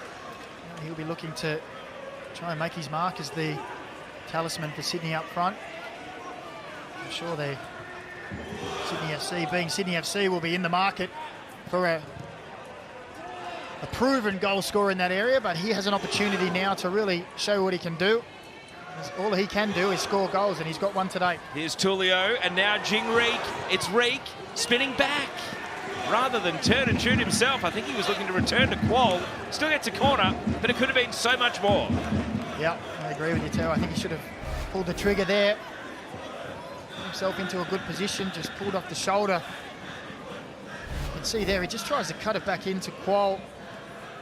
I think he really should be hitting it hard and low in these conditions. Try and skid it off the surface into that far bottom corner. So here's the resulting corner kick taken short via Harris. Now up it goes, Qual! It's a familiar name on the score sheets. Oh, is it going to stand? It is. It was the referee whistling for one reason or another, but clarity has arrived in the form of Alu Qual, and his return to Australia has a goal in his first competitive outing. Well, we spoke about the quality of the corners so far from both teams. Tulio puts it on a plate, and he's come from a standing start there, Alu Qual. Under no pressure, right on the 6-yard box. He gets up higher than anyone else. Redmayne comes, but can't get there in time, and it's a good header. And they're back in the game. Only a minute or two after they conceded, Alu Qual delivers a blow that really gives them the chance to hunt this Sydney FC down. Turning into a proper cup tie, this one. Game has really come to life. And the Mariners made a double sub in the aftermath of the goal. Jingreek and Max Ballard came off, and Dylan Wenzel-Halls and Noah Smith came on. Interested to see what that does with regards to where Noah Smith lines up. We know that Dylan Wenzel-Halls will go straight onto the last defender. Here's Farrell. He hooks it back. Was it out for a goal kick? Yeah, it was. It looked as though he was trying to rake it back in from beyond the byline. And Sydney FC are wasting no time at all here, kicking off in the other direction. But Macca, what do you think the double sub will do for Central Coast? Well, obviously gives them a little bit of energy. Looks like Smith, not sure if he's gone into the midfield position. He's just covering for Jacob Farrell at the moment, playing in the centre of the park. Here is Farrell now. Wenzel-Halls looking for immediate impact. He knocks over Girdwood Reich. And I think they're both imploring the referee, but it looks as though it's going to be a corner. Girdwood Reich thought he might have been fouled, but instead Wenzel-Halls is able to immediately win a set piece. Yep, good first introduction. See there, he gets the touch, draws the foul. And this is another good opportunity here for the Mariners. Can they wipe out a 2-0 deficit in the blink of an eye? In fact, it's not even a corner, it's a free kick going Central Coast's way. There you go. So a short ranger here, Tulio, will shooting direct on the tight angle cross his mind. Andrew Redmayne guarding his near post subsequently. Tulio, well, overcooked, and that's an anti-climax. To say the least, after we saw the delivery from almost the exact same position for the last goal. Set piece there, just overcooked it. Plenty of runners around that back post 6-yard area. It's disappointing. So just on Alu Qual, didn't get much first team football in his time in Germany, even on his loan out to Sandhausen. So how important is it that he comes back and really asserts himself on the A-League men's and gives himself the best chance to vault overseas again at some point in the future? Yeah, it's massively important. Minutes. As a young player, it's all about minutes. How many matches can you get under your belt, get that experience? He's come back here on a 3-year deal. I think the Mariners are thinking the same way. Come back here, perform well in the A-League and maybe get a sell-on fee again. Great piece of business, you'd have to say, to pay the transfer fee, bring him back, get him under contract on, 3 years. It's not super long term, but it's definitely long by A-League standards, you'd have to say. And that's an investment in him. It's a bit of job security, but also it's a real sort of prove-yourself situation. Yeah, and look, we've seen the Mariners in this off-season do the same with Marco Tulio. Add an extra year to his contract, up his contract, say, well, you've done so well for us. Here's some reward. Here's a longer-term contract. And you know, if you have another great year this year, they might look to sell him at the end of that year. So it's great business from the Mariners. The league does seem to be in an exciting phase like that, where you've got motivated sellers making both football and business decisions. Can you win a championship while also being a selling club? The Mariners are going to be a great example of how their title defence goes. We'll find out. The proof will be in their title defence this season. As we see Qual here commit a challenge perhaps more suited to the Dragons rather than the Mariners. The free kick is paid in midfield. Shallow headed by Rue. King. Looks as though Jaden Kucharski's coming from the Sydney bench in a moment. Wood trying to welcome him with a goal. Can't spin his defender, and now Nisbet, you see him scanning the field looking for the pass. It was Qual and he was bowled over. Referee says the ball motion. Now Qual looking to get his own back, but he does commit a foul, and so Sydney FC, much to the bemusement of the Mariners sideline, are given the free kick. I just thought Qual, with the initial ball came up to him, was just a little too relaxed. Could have been a foul in behind, from behind. This was just a foul he gave away, just eager to try and get that ball back.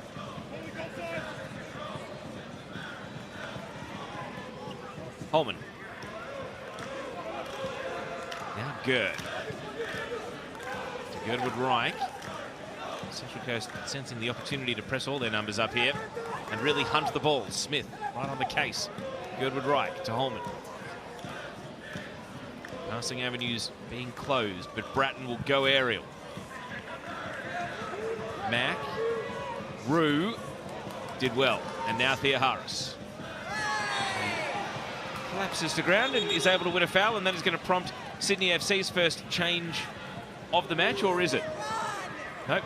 Next phase in play. Fourth official still processing the paperwork. Central Coast are away. Wenzel Halls with the step around. Has to bounce back to his feet. Live ball. Smith out to Farrell.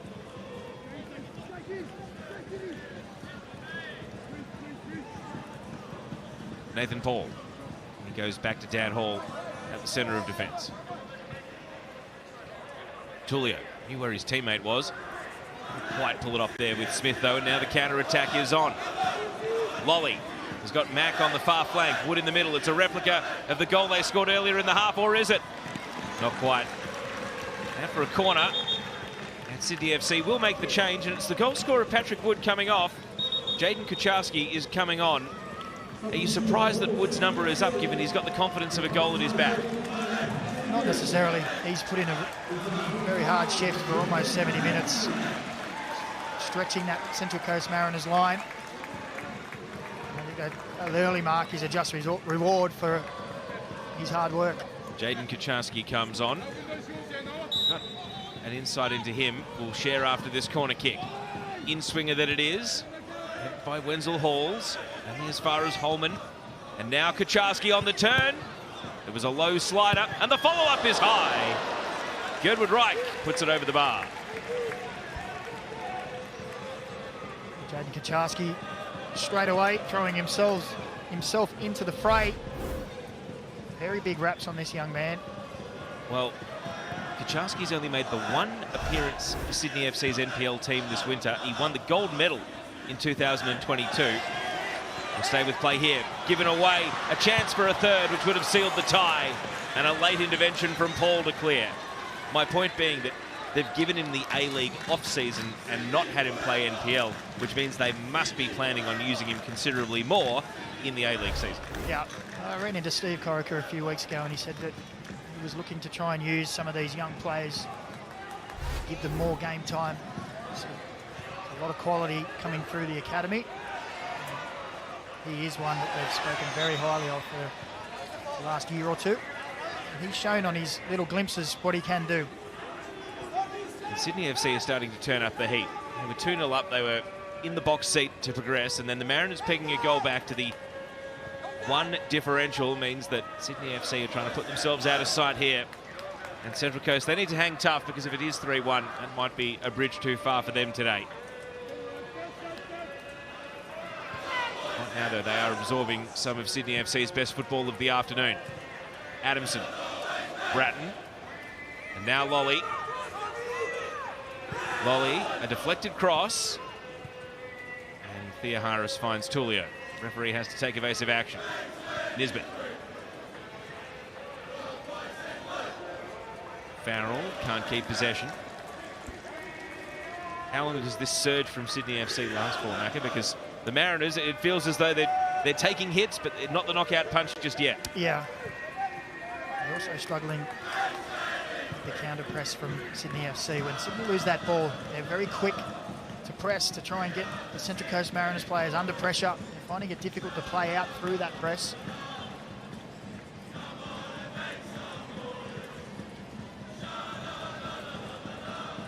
Long throw down the line from Adamson. Nisbet has space in defensive midfield. This next pass is where they need to get things happening, though, the Mariners. And Smith is closed down immediately by Adamson. The youngster skipping forward. It's an enterprising run, but he's got it all to do here. And it's blocked out by Paul. Looks like it's only a throw, not a corner. Showed some fleet-footed movements there. Adamson shifted two Mariners defenders and then broke down the line. He's looked eager to get forward today. Ball deflects out for a corner kick. So it's down the right end as far as Sydney FC are concerned. It does feel like they're closing in on a third goal at the moment. Mariners need to batten down the hatches and just hold on.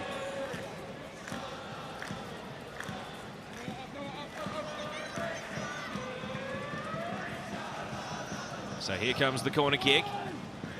Big looping in swinger that didn't quite get back near enough to the target. Holman, Kucharski. Clever pass, Caceres.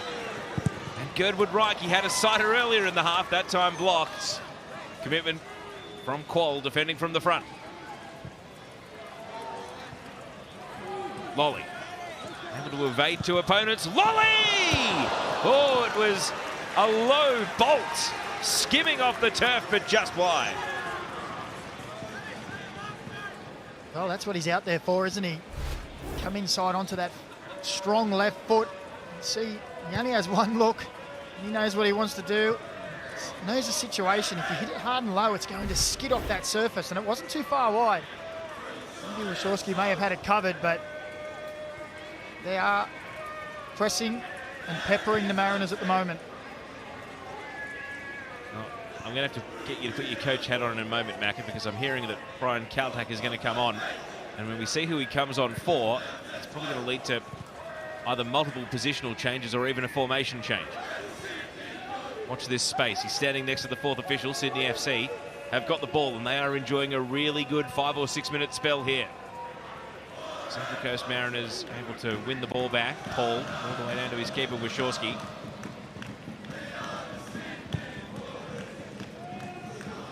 As far as King, and now Kucharski. All looping into the airspace of Dan Hall. Kucharski there to battle with him, and he prevails with possession. Back to Bratton. Great pass from Bratton, finds King. King's in behind, the cutback. Nisbet intervenes, and then a really nice sidestep to get out of danger. Nisbet. Quoll. Could the Mariners counter? Quoll has his legs taken from him. And it looks as though Bratton's going in the book for that foul. One too many as far as Ali Reza Fagani is concerned. No, he didn't argue either. Bratton, he knew it was a late challenge. Under heavy pressure here. Quoll, you just see there, Bratton, he just sticks out the leg and collects Quoll as he looks to break away. So the trainer's coming out for Quoll. We saw him treated in the first half after he had that impact knock against Andrew Redmayne, which thankfully he was able to run off. And now the subs going through. Storm Rue off for Brian Kaltak. And so Who's getting pushed where, Mako? Well, I think I was going to say I thought Dan Hall may come out to the right, but yeah, he is. But Ryan actually sent him into midfield and then said, no, I'm sorry, I meant right back. And they've just swapped again, so maybe they're going to a back three. And so does that mean Farrell goes forward and joins the midfield then? Yeah, maybe. We'll have to see how this pans out, because there seemed to be a little bit of confusion between the Mariners players themselves. So late mail from the sidelines for Brian Kaltak coming on with instructions. Magnificent first season for the Vanuatu national. The great stories of the Mariners' run to the championship last season, getting his first pro contract and then winning the A-League. I believe back home in the off-season he's been treated like a king. He's had civic receptions and lots of engagements because he's such a leader and for all the kids to look up to, so it's a great story. He's trying to hurl a long throw here, but Gerd has it covered. Mariners committed a lot of numbers forward too. Just relishing the opportunity to go forward and attack here the Central Coast. As long as it's only a one-goal margin, they'll feel as though they're a chance of grabbing an equaliser and sending this cup tie to extra time. Nick Montgomery urging his team forward. Nisbet is doing a lot of the work in possession here. Kaltak. He's in a winger's position there, Brian Kaltak, and he's dispossessed. I would have thought that he would have slipped into that centre-back position and maybe Dan Hall go on that right-back position, but maybe experimenting with something new. Maybe it's also because he's the long throw specialist, so they want him nearer to the line as he puts this one onto a Sydney head. And even though it flashed through the penalty area with Redmayne diving after the ball, no one from Central Coast got a touch. Sydney's flick header, goalkeeper, and then cleared away. Well, you've picked it, Taya. Maybe it is the long throw. Caused a little bit of problems there in the Sydney FC defence. Nick Montgomery played for Neil Warnock. Maybe a bit of football heritage shining through. The Mariners, I've got to say, they do play stylish football, but maybe they're looking for a bit of pragmatism with their spot in the Australia Cup on the line. Thea Harris dancing on the ball, eventually comes untangled and Sydney FC are able to repel. Bit of a blind pass from Mack. He was just hoping for Joe Lolly on the opposite flank. The Mariners starting to wrestle back a bit of possession in open play. Farrell couldn't get the elevation on the cross. Thea Harris and the follow-up now from Smith, and that is out for a goal kick. Alan Smith there saying, need someone to attack that back post as we take a look at the long throw, and just eludes Dylan Wenzel-Hall. Andrew Redmayne claws it away. To his delight, to a Sydney FC shirt. It wasn't an on-target chance, though, was it? It was Redmayne just getting down because there was a live ball there to be cleared. Yeah, not taking any chances. Solid header from Hall. Wenzel-Hall glances it on. Gerd under pressure. Makes the back pass and Redmayne finds a teammate with his clearance. However, Holman taken off him by Thea Harris. Oh, and he's gone and tunnelled into King. No foul, though. Play continues. Qual. Oh, Wenzel-Hall's. It rolled across his laces and he wasn't able to take it with him. And now Holman. And King at left back. Plays it to Gerd. A slip, and that opens the door for Smith. But his pass is under-hit and misdirected. And Bratton, even though he puts it out for a throw, it could have been much worse. Due to the slip over there from Lolly.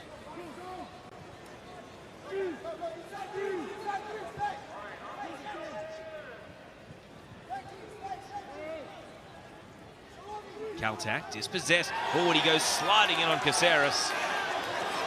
Well, Ali Reza Fagani is known as a lenient official, and he's put the whistle away. He's letting them sort it out for themselves out there. And now, right on cue, there is a foul.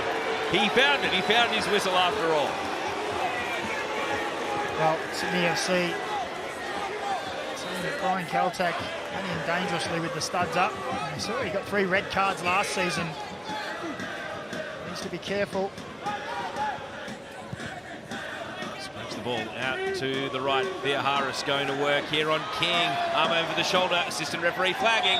And it's going to be a wide free kick. And this tall Mariners team, with lots of players to aim for, have got a dead ball to work with. There's another look at the Caltac lunge onto the ball, Macca. And then some of the subsequent afters. Well, I can say that it has heated up between the two benches since those challenges. There's a great pictures of Steve Corica there. Lip readers go to work. All right, Thea Harris is over the free kick. Ali Reza Fagani just talking to some of the players in this morass that's about to descend on the ball. As we tick into the last 10 minutes of this Australia Cup tie, Sydney FC holding a 1-goal lead. Thea Harris. Redmayne is up. Double-fisted punch. Gets it through the penalty area. And Paul, well, he was waiting and waiting for it to go out for a corner, and it never did. And commitment to the ball there allows Sydney FC to scramble it out for a throw. Well done by Keely Adamson, even though it has come at some personal cost. Paul just thought that ball was going to go out for a corner, didn't he? So was having none of it. See Redmayne comes out. Punches in these conditions, very greasy. The right option. And Adamson came through and won the foul. Well, they've turned a bit of a corner, the Mariners, haven't they? Starting to apply some pressure to Sydney. Momentum seems to have swayed just a little.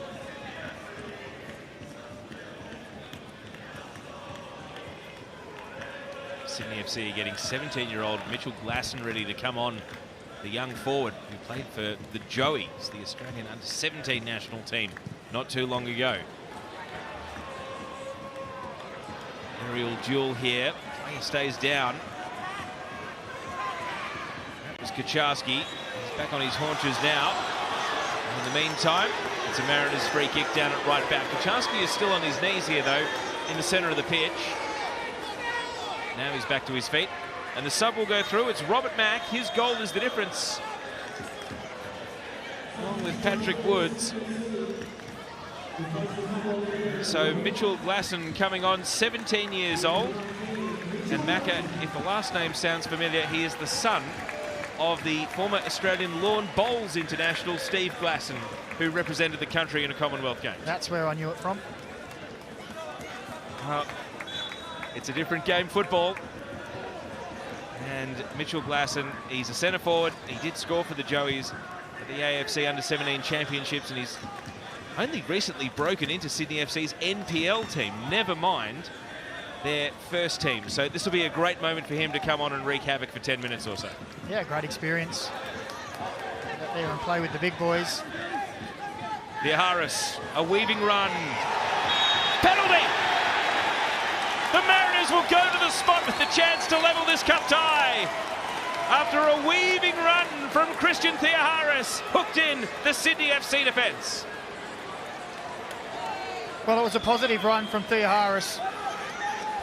The first time, really, we've got to see him facing forward and driving at the defenders, and we know he's so good at this. A little shimmy and a jink one way, comes inside, and you see Bratton just sticks out the leg. Can have no complaints really on that. They come together, a clattering of legs. Thea Harris goes down, and Ali Reza Fagani had no hesitation in pointing to the spot. Bratton on a yellow, of course, but no further caution here. Just the foul, but that foul is a penalty. And so it's Marco Tullio who will stand in front of Andrew Redmayne, who was the difference in the penalty shootout when these teams met in the Australia Cup last season. A save here could be as good as a penalty shootout win if he can preserve Sydney FC's lead. Tullio strides out his run-up. In the wet in Wollongong, Andrew Redmayne waits on the line to bring the Mariners level. Tullio delivers! And he walks away like it's no great shakes. Central Coast 2, Sydney FC 2. And the Australia Cup might just be heading for extra time this evening. Well, we think back to when Wood put Sydney FC 2-0 up. They had all the possession. They looked like they were going to cruise away with it. But this Nick Montgomery side, they never give up. Andrew Redmayne no longer allowed to perform the Wiggles manoeuvres. It's been outlawed by IFAB. There was nothing to put Tulio off. Nonchalantly struts away, and we're all square. Central Coast Mariners will feel they can go on with this. The last 5 minutes or so, they've really seemed to turn the tide. He ended up with double-figure goals last season, Marco Tulio, and he really built and grew into the season, and now he starts the new campaign really as one of the top liners in the competition. Yeah, he really grew into the season last year and became one of the competition's best players. I think he goes on that same trajectory this year. It'll be another successful season for the Mariners. Is there only one winner within the 90 from here? Is there a way Sydney FC can counteract the Mariners' momentum? Oh, look, they've had most of the play during the match. They were applying lots of pressure at 2-1. There's no reason why they can't turn the tide again. They're going to rely on a couple of youngsters now to lead the line. It'll be up to them to be the difference. David Zrilich, the newly appointed Sydney FC assistant coach, is waving to the sidelines, and he's waving over Adrian Segicic, so another youngster on the way in. Of course, a fantastic addition to the Sydney FC staff, the former Socceroo, David Zrilich. Yeah, fantastic experience as a player and coach overseas now. Here to replace Robbie Stanton, who has moved on to the head coach role at Newcastle Jets. Bratton. Now Holman, dispossessed. Mariners through Smith. Wenzel Halls! And he didn't generate the power. Andrew Redmayne saves, but it wasn't under a huge amount of duress.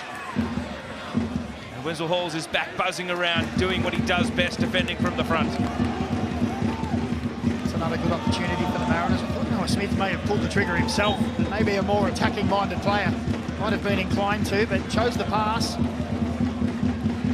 They've got their tail feathers up now, the Mariners. Hall, long ball, headed away by Adamson. The rain is as heavy as it's been all day now. Pass to Wachowski. One slip, one mistake could decide who goes through to the round of 16 and who is out of cup contention for another year. Wenzel Halls chasing Girdwood Reich. He's able to twist his right foot round the ball and get it to safety. Substitute coming. Adrian Segicic will relieve Corey Holman. So you'd think that even though they're different profiles of players in terms of Segicic being a lot more attacking and Holman being more defensive, it is still two central midfielders replacing one another. Well, I think that's a positive change from Steve Corica. Segicic, a very attacking player. Saw that on a number of occasions last year. Not afraid to attack and take players on and really take a game and turn it on its head. And he brings a dead ball element to the team as well. Great on free kicks. So the change goes through. Only 2.5 minutes of regulation to go. Will we get a winner within the 90? Stan Hall comes across and floats that clearance. Exchange of headers. Now Segicic first involvement. And the ball is going to run down here to Wachowski, who can return to his penalty area. Doesn't want to pick it up though. Paul Nisbet has been huge getting the Mariners back into this game. Driving through midfield, especially once they really, you'd have to say Nisbet was one of the key players that started to turn the momentum given how dominant Sydney FC had been through the 70s in terms of minutes. Yeah, and he's been that player for the Mariners now for a good couple of seasons. It's the reason he's there week in, week out, to dominate that midfield area. Caltan is able to usher the ball out for a goal kick here. Montgomery really getting into it on the sidelines, urging his team on. He's just wiped the water off his brow as well. I think he's trying to urge them so they can get out of the rain and don't have to stay for another 30 minutes.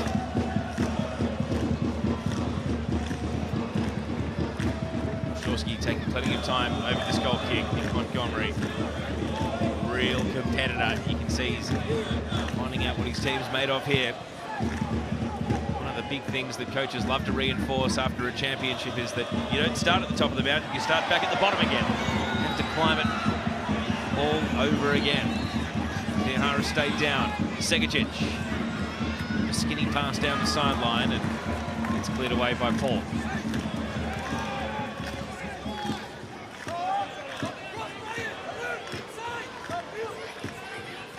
Caceres bides his time.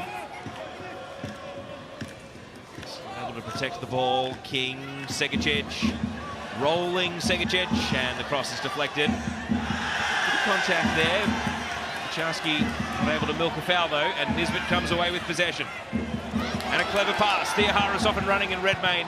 Keeper sweeper. We haven't really seen him leave his penalty area today, but he knew exactly when to go. Now Glasson. Slipped on the ball at the key moments. Paul is there, dispossessed. And Glasson gets another chance. 5 minutes of additional time. Segicic wants his left peg. It sits up, it's teasing. It's just wide. Lolly can't believe it. It hung in the air. And the Cove were urging it to fall inside the post, but it went wide. Well, every single person in this stadium was just waiting for that to nestle into the net. We spoke about Segicic and his ability to open up a game. It falls to the back post and the deflection. Oh, how did that not nestle in? The deflection takes it inches wide the post. Here's the resulting corner. Wachowski came and then retreated to his line. No real force behind the header though. Sydney FC still in possession. Bratton bends it in this time. Better goalkeeping, assertive. Wachowski bats it away. Grandstand finish here in Wollongong. Sydney FC trying to win it without the need for extra time. Gurd was the target. And it was last touch off Gurd. And the congratulations come for Dan Hall. And now the referee does indeed say it's a corner kick. Mariners pinned back on their goal line here. A minute and a half into 5 extra.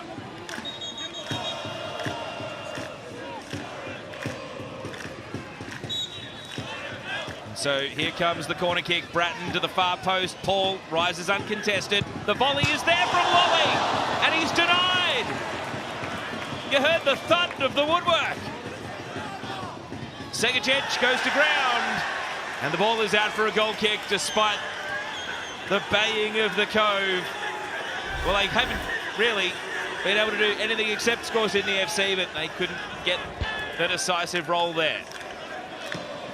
Well, it was a great strike as the ball came back out. And actually, Paul could have let that ball go, but he's headed it back out. It's a thunderous strike. Cannon back off the post. And you asked me, Teo, how Sydney can turn this around. Well, they have done. Segicic has been positive, since coming on. So Lolly denied by a deflection that took him wide at the left-hand post and then thudded it into the right. Now it's the Mariners' turn.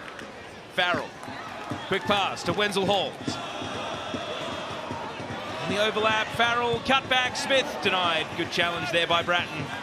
Got his body in the road at the key moment, and now the full field counter might be on. Lolly just trying to drive forward with the ball, but a couple of Mariners are back to shut him down. And with the aid of a deflection, it'll be a Central Coast throw. Well, it does have a feel that anyone could win this, doesn't it, Teo? Either end. Game's a little stretched now. 2 minutes left of injury time. I'm sure none of these players want the extra 30 minutes, so it's all or nothing. Now Qual, his goal got Central Coast back in the contest when they were 2-0 down. Twisting and turning and winning a corner. And with 2 minutes of stoppage remaining, Central Coast, they've got Qual, who's scored a header. They've got Kaltak out there. Farrell, a good player in the air. Nathan Paul. Could he come back to haunt his former club, the Wollongong local? Watch out for him. Christian Theoharis stands over the corner kick. Is this the Mariners' moment? Theoharis with the corner. Oh, it's such an anticlimax as he puts it into the side netting at the near post. We were set up for the big finish, and Theoharis unfortunately just got it wrong. Well, I don't think we'll see that one on the highlight reel. There's been some good delivery today, particularly from set pieces.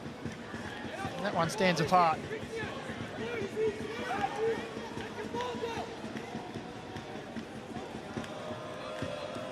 Last minute of extra time.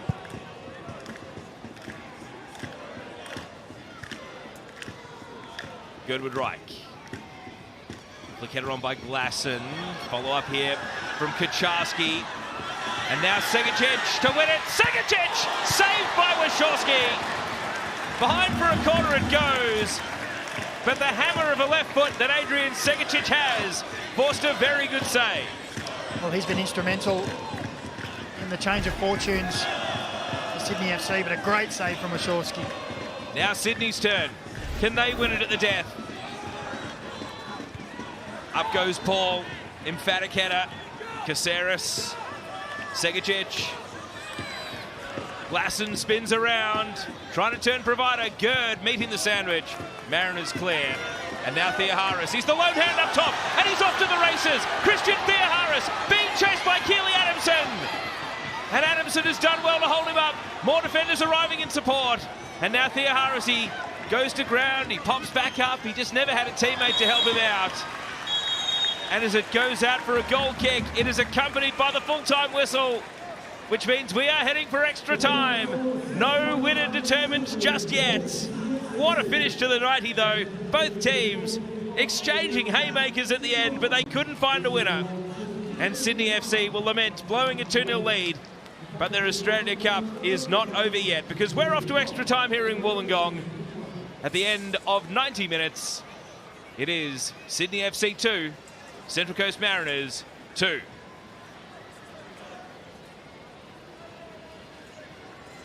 Daniel McBreen, that is what cup football anywhere on earth is all about. When they say it's like a cup tie, they mean exactly that. Well, yeah, that man, Marco Tullio, he's out on his feet, so I wonder if they'll be looking to make another change.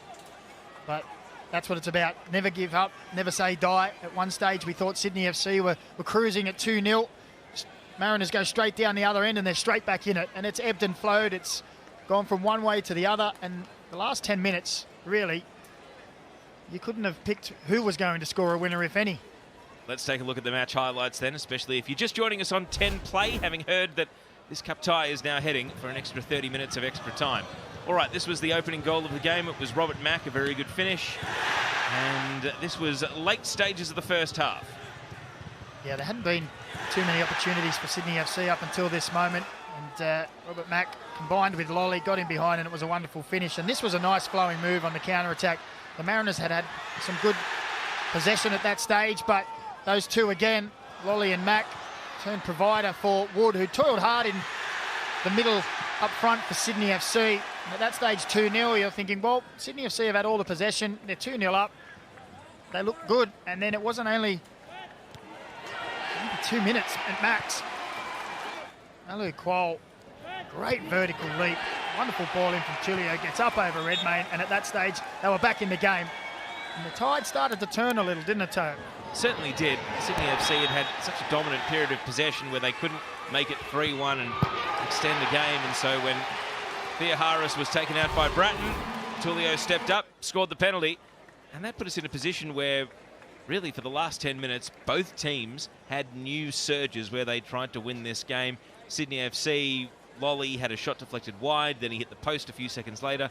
Central Coast Mariners have looked threatening and dangerous, really regardless of who's been on the pitch. Jing Reek had a shot that was saved well before he was subbed out. Dylan Wenzel-Halls, we know that when a game gets extended, he's someone who has the run in the legs and the goal sense to pop up, especially at the end of extra time.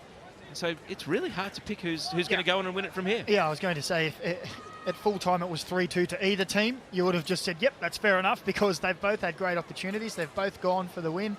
And this is panning out almost exactly the same as this time last year when these two met, when it finished 3-3 and went to a penalty shootout, and it was all action.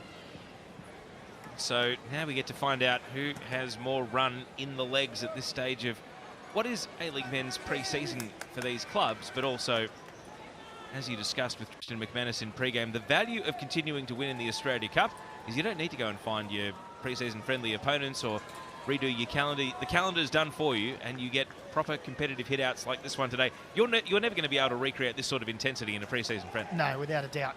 You know, as much as you would like to go out there in a pre-season friendly and get as much as you can, there's that subconscious that just takes the edge off it a bit. But when there's something at stake, Australia Cup, your national competition cup, you want to win. And it does mean, and we've seen both benches get stuck into each other over certain points of the game, and you can see it means that a lot for not only the players but the coaches and the whole club. Harry Steele is on. Alu Kual, who we saw in that highlights package score one of the Mariners' goals, is off after 90 minutes of play. That's not a like-for-like change, Macca, either. So what do you think this will do to how the Mariners set up? Well, Tulio is pushed up into an attacking position. He looked dead on his feet to me the last 5 to 10 minutes and looked to the bench on a number of occasions as if to say, well, can I come off, please? And they'll say, well, we've made our maximum substitutions in normal time. So I think he'll have a conserve your energy role up front. Let's see if he can pop up in this attacking role. Extra time is underway, conventional extra time, 15 minutes each way, penalty shootout if we still can't decide a winner from that. So it'll be interesting to see the tempo of the game. It finished at breakneck speed as both teams tried to win it without the need for extra time. I don't think we're going to restart the 30 extra minutes in similar fashion, but the Mariners here looking to bring things to life with this pass from Paul across the pitch and out for a throw. Sydney FC respond down the left side. Segicic, one of the late second half subs. Kucharski, denied by Kaltak. Of course, 3 Australia Cup ties tomorrow, after which the round of 16 draw will take place. Earlier today, it was an almighty scare for Melbourne City, the defending premiership winners of the Isuzu Ute A-League Men's. Trailed twice, equalised twice, and then were able to grab a stoppage time winner thanks to one of their new signings, Alessandro Lapane, going through 3-2 at the expense of the Oakley Cannons.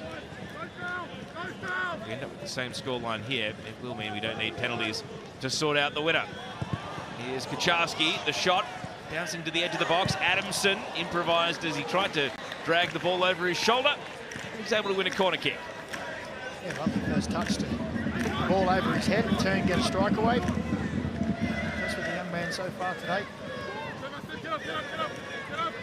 Lolly. Bratton. To the far post, he hangs it. Paul is up. And the ball against the sideline. Not out just yet. Steele able to extract it. Slide it out for a throw.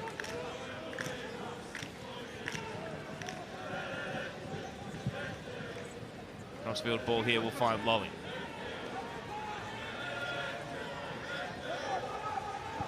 Reverse pass is a good one. Lassen nearly made ground. It's ended up in the hands of Jack Wachowski. Gee, that was a good run and ball as well. Almost got on the end of it. Glassen, full stretch. Opened up in the middle of that Central Coast Mariners defence.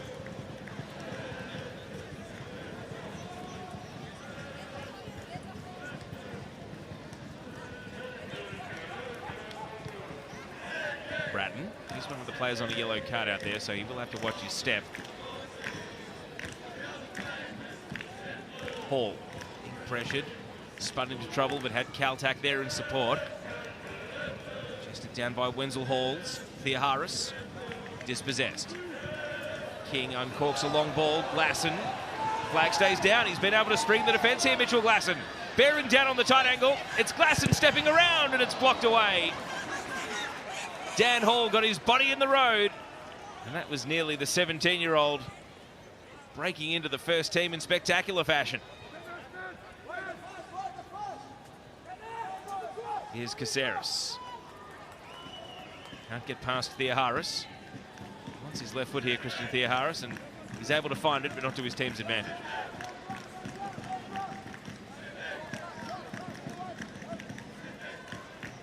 Bit of a game changer since coming on, Theoharis winning that penalty.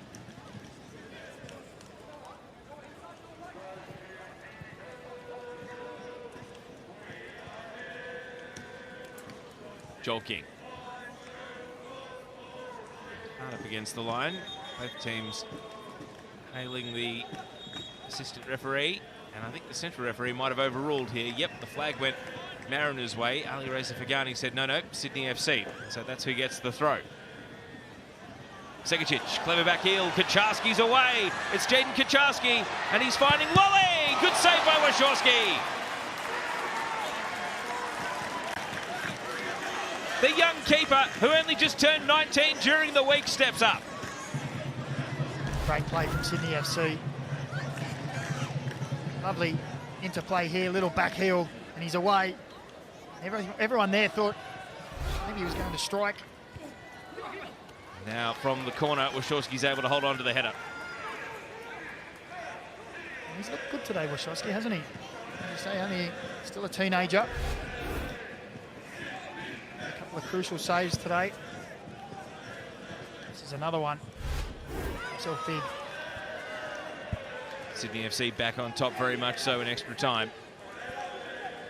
The game has had these ebbs and flows where Sydney FC have dominated possession and territory has been the big one. The amount of time that Sydney FC have just controlled field position has been as noticeable as the possession stats at times in the game.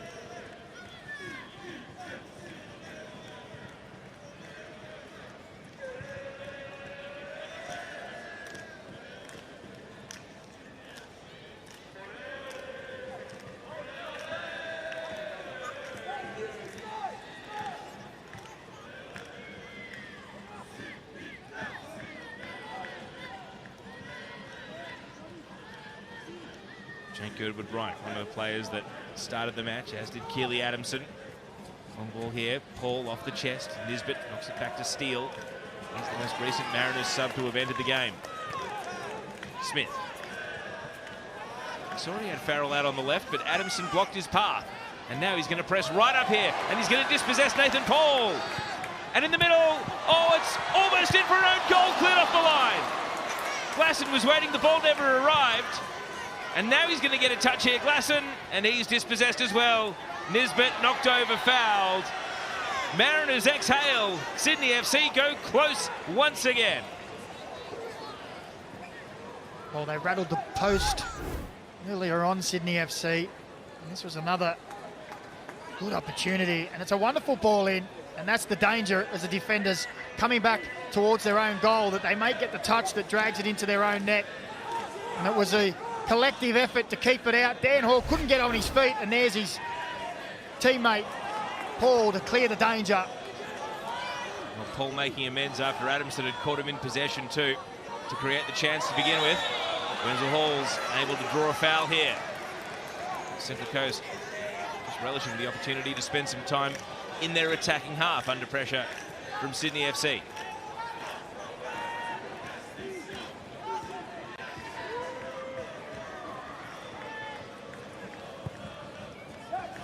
Shawski overhits the pass, misses Thea Harris.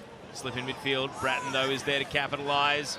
Glasson has a look up here. Glasson! And puts it over the bar. Well, there's plenty of movement now in that front line from Sydney FC. Glasson, Segicic, Kacharski, all young, vibrant, to make inroads in behind that Central Coast defence.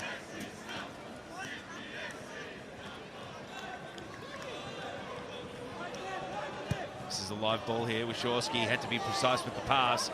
Missed Nisbet, and now Bratton takes over, and it's going back from whence it came. Wachowski there, you saw him raise the hand in apology to his teammates.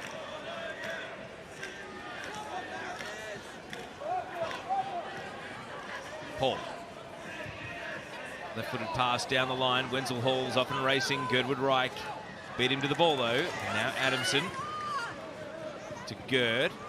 Redmayne calls him off. The old stager here, Andrew Redmayne, leading a defensive youth team players at the moment. Paul up with the header. Nisbet, dispossessed by Segicic, but Mariners won't lose out here. Dan Hall. Want to go back to his keeper. Kaltak had no choice.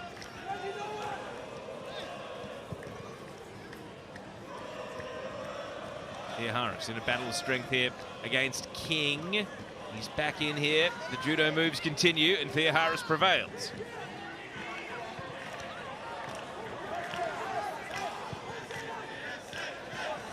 Now Farrell, he's got Lolly to contend with. Hits a slide rule pass, finds Wenzel Halls, and now in Smith, they have a player through in the penalty area. Smith cuts it across, Tullio, and now the volley's on! Mariners lead, and it's Harry Steele! From 2-0 down. They have turned it around. And it's the extra time sub, Harry Steele, with the freshest legs of all, that puts the Mariners in the lead. Well, we've seen Sydney FC down their left-hand side open up the Mariners' defence on occasion, but it's now the reverse. Wonderful play from Wenzel Halls. Noah Smith has a look up. It's blocked, but that's a wonderful finish. Harry Steele, another one who doesn't score many. Wonderful first-time volley. It pops up, he gets the hips over the top, and it's into the bottom corner, and there's nothing Andrew Redmayne can do about it. And doesn't he love that? Well, I remember his first A-League men's goal was the icing on the cake in a 4-0 win against Adelaide United back at the end of the home and away season last campaign, and it's the only A-League men's goal he'd scored in 47 appearances. So he's popped up with a vital one here in the Cup.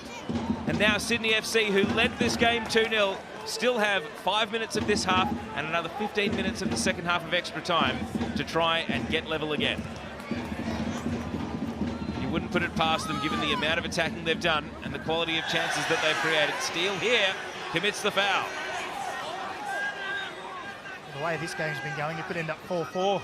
So, both teams have had attacking threats going forward. Both teams, you can clearly see, don't want penalties. They want to win outright.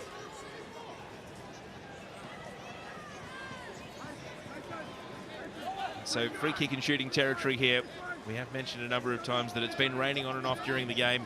A greasy, slippery surface. You'd think this will be a direct shot rather than one that's hitting the ground before it reaches the keeper, though. Luke Bratton stands solo over the ball. Is this Sydney's moment to draw level? He goes low. It slides into the 6-yard box. Gird's there. It's hooked away. Smith did the work. Of course, it was Noah Smith just running completely unmarked into the penalty area that helped the Mariners build up to that most recent goal. And he's got to do defensive work at the other end, and he denies Joe Lolley a run here.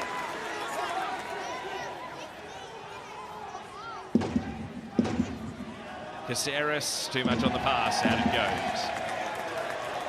Well, I was intrigued when they subbed on Noah Smith as to where he would be playing in this Mariners team. It seems as though that left-sided midfield role where he drifts into a sort of central left position, it just worked out perfectly in terms of setting that goal up for Central Coast. Yeah, it was a perfect move. Started with Jacob Farrell down this left-hand side with a good run to Wenzel Halls, and Noah Smith, he saw the opportunity.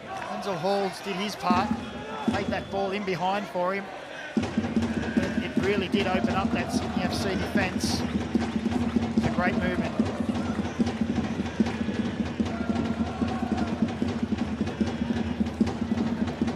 Sydney FC probing through the left back of Kucharski's head, and Kaltak sends it long. Wenzel Halls trying to create a bit of mayhem between two Sydney FC defenders, but Gird and Girdwood Reich eventually work it out.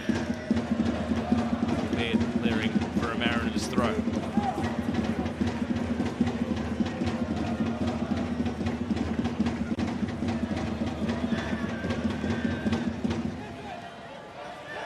Kaltak. Does he go for the long throw with only one person in the penalty area? Marco Tullio, who as you have described him, Macca, is out on his feet. If there's a way to be more tired than that, he'd be crawling along the surface. Well, I think he's been struggling, Marco Tullio, with cramp from about the 75th minute. As I said, as they came into extra time, I think they've just told him, just go and stand up there, and he's been stretching those hamstrings almost the entire extra time. Nisbet. Now Hall.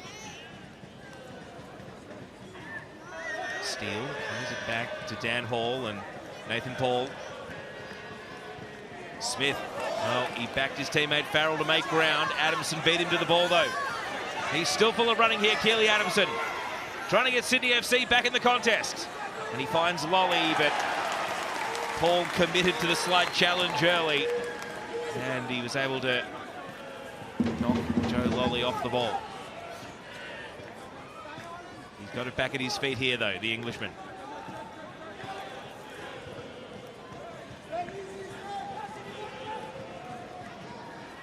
Aaron Gird, his hair has come out of its tie, so he's looking a little different now at the centre of defence. Adamson, the chop back heel, but well, he wasn't making the run for him. And you see there, an indiscriminate grab from Gertrude Reich, and well, the fans had the perfect view, and the referee was looking from the middle of the pitch, so for half a second there, it looked like he might have got away with it, but not to be.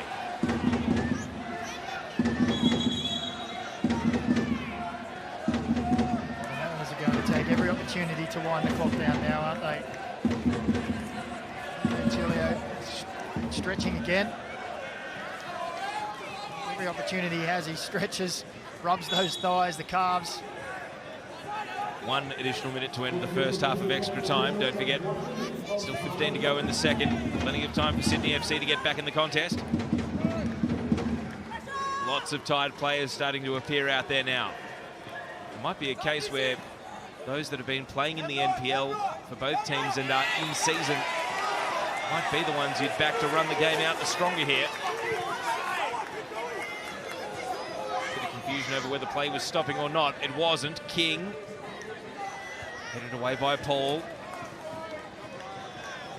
Now the pass into the middle is going to miss its target from Caltac.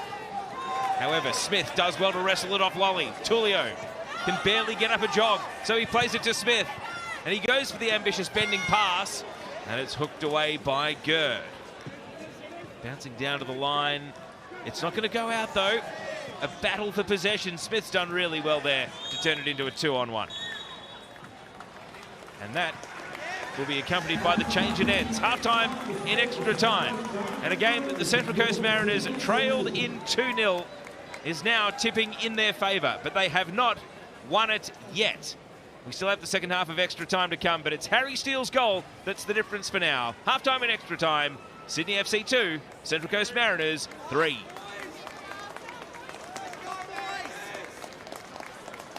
Daniel McBreen, will that goal prove to be enough? And I speak of the goal, we're going to have a look at it now. Harry Steele putting the Mariners in this 3-2 advantage. Well, look, I could see more goals in this game if I'm honest, but it was wonderful play from the Mariners. Smith instrumental, Dylan Wenzel Halls as well, and that's a cracking finish from Harry Steele on the edge of the box. To get the control on that as the ball popped up, gets the hip up and over the ball. Nothing Andrew Redmayne can do as he looks through bodies as well. It was a wonderful finish. But there's 15 minutes left to go, and both of these teams have been going hammer and tong. Plenty of counter-attacking football. Fluid football at both ends. And as much as I can see this game going to 3-3, I can also see it going to 4-2. So, all to play for. Now, we've been discussing substitute strategy here. So, by my count, the Mariners have subbed on Caltac, Smith, Theohara, Steele and Wenzel Halls. That's 5 changes. Their last remaining outfielder on the bench is Aidan Hammond, the 20-year-old out of their, or the 19-year-old, I should say, out of their NPL team, who is an attacking midfielder and has scored 6 times this year. So, shouldn't they, in theory, get the 6th sub in extra time to bring on for Marco Tullio? Yeah, I was trying to work that maths out myself, seeing if that was the 6th sub that they made with Harry Steele, but it was only the 5th. Unless they, just in case it goes to penalties, they really want him out there, given he has scored one in the game already. Started the second half of extra time then, 15 minutes till the finish line. Will it be a penalty shootout waiting, or will the Central Coast punch their ticket through to the round of 16? Of course, they were the defeated finalist back in 2021 and the semi-finalists in 2019 and also 2014, but they have never lifted the Australia Cup trophy. Speaking of available players on the bench, Sydney FC, they still have Matthew Scarcella, 17-year-old Zach De Jesus, and 19-year-old Hayden Matthews available, who's a central defender. De Jesus is a wide player on the right, who is primarily a right wing-back, but could be thrown on in an advanced role if needed, and Scarcella very much a central midfielder who keeps things ticking over. So, Macca, do you think they will make one more change here, Sydney FC? Well, I think left Joe Lolly out there for all this time now, and I think he'll probably want to, while they're down, be out there to try and help them change their fortunes. I can't see a defensive change. They're chasing this game. It's got to be an attacking change if there was to be one. We flagged it. Aidan Hammond has finished his warm-up. So he's had a ripping season in the NPL. He scores spectacular goals. Him and Miguel DiPizio, the 17-year-old that played for the Joeys, The Mariners Academy, it gets good raps for a reason. They've got a couple of really special youngsters who are also pushing their way up through the academy. Yeah, massive raps on Defizio. You saw him playing in the young national team sides. Sydney FC, though, have possession, have a bit of control of the game. Of course, we're just assuming that it's Tulio coming off. They could surprise us all and bring Hammond on for someone else. We'll have to wait and see, though. Sydney FC are chasing an equaliser in the meantime, and they're making headway here with Adamson, who is able to win a corner.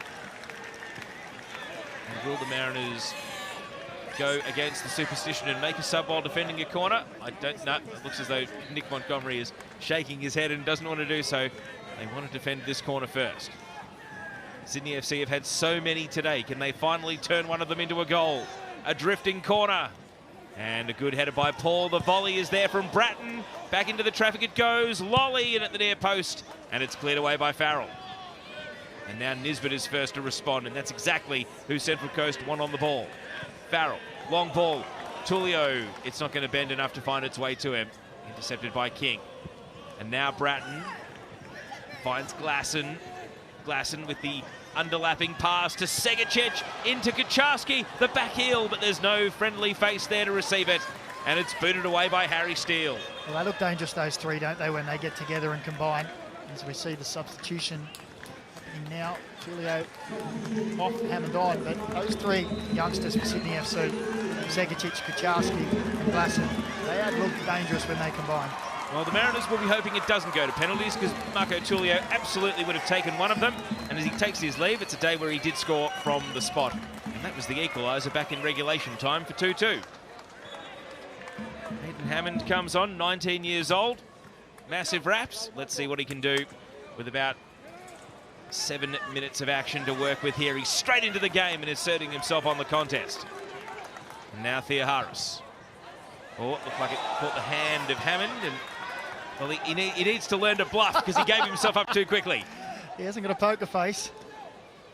That's all right. We like good sportsmanship, don't we? But, Sydney FC are quick to take the free kick.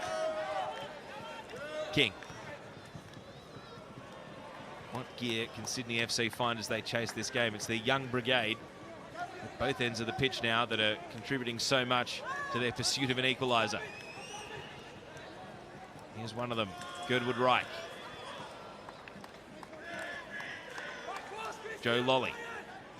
Lolly lifts in a high cross. Kaltak rose highest. And Theoharis is first at the fall. And he's clattered here by Glasson. Just a throw, no foul.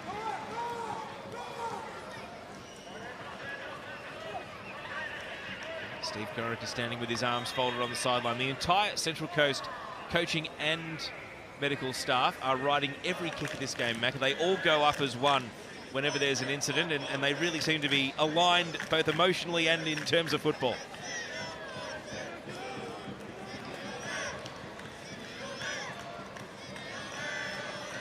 Kaltak blocked out by Segicic. Will Central Coast drop anchor and start winding the clock? There's still enough time for Sydney FC to fashion chances. They aren't enjoying quite the same level of possession they were in the first half of extra time before the Mariners' goal. Now Central Coast are away through the left. Farrell bending it for the new man, Hammond. Hammond into the gloves of Redmayne. And then Shameless attempting to hold from Smith there, but no whistle. No penalty for attempted time wasting. Redmayne got away, as did the ball.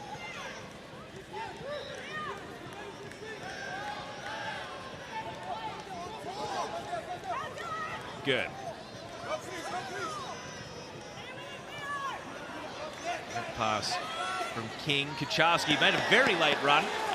And he's able to win a corner, and it's interesting there because King slapped his hands against his sides, thinking that Kucharski hadn't made the most of his pass. But Kucharski was playing 4D chess there to get two Mariners to run into each other. A little bit of miscommunication too with the Mariners. They each thought the other was going to clear. Could this corner lead to Sydney's equaliser? Hit high by Bratton. Wachowski's out. And he's batting it away. Lolly. Back out to the corner, take a Bratton. Bratton lifts it in. It's a swerving, dipping cross, but Paul, he's won a lot of vital headers today, and he gets up in the air once again. And as has been the case so often, Josh Nisbet just knows exactly where to go to get his team out of trouble. Yeah, he's such a steadying influence on the team when they need him. It's like a dog with a bone. Just won't let it go. Slows the play down. Very rarely does he give the ball away.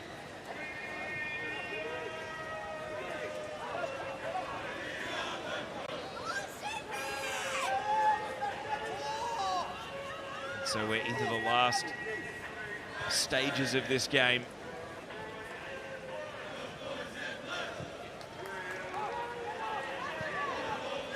Sydney FC looking to find one more burst of momentum that can lead them to an equaliser, but Central Coast and this man, Josh Nisbet, they've had the answers so far. He's dispossessed here though. Bratton, a bending pass that will bring Lolly into play. He's taken out Lolly.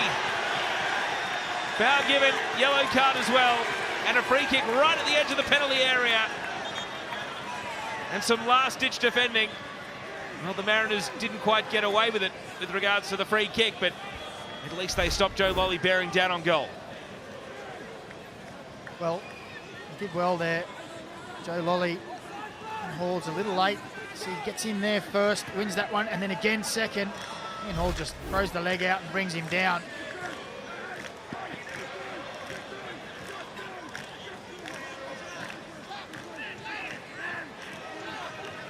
So when the free kick is placed, you wouldn't think it's a shooting angle for Bratton to work with, but you can see how many numbers Sydney FC have committed forward here. The rain has picked back up and is falling heavily again. And Luke Bratton will look to put this one into the chaos. Can a teammate prod it in? It's defended well at the near post. Wenzel Hall's blocked it away. The counter-attack is not on though because Lolly was back. Now players break out to all points of the compass. After defending that free kick, Mariners defence back in formation. Redmayne from defensive midfield.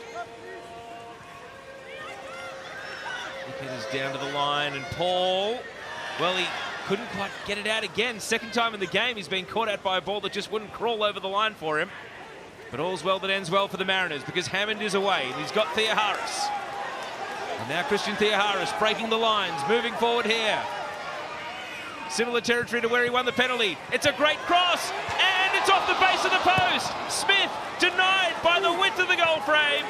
That would have been Mariners home and dry, and instead the cup tie stays alive. Well, end-to-end stuff here. Wonderful play from Theoharis. Surrounded by Sydney FC players and just clicked a delicate ball to that back post.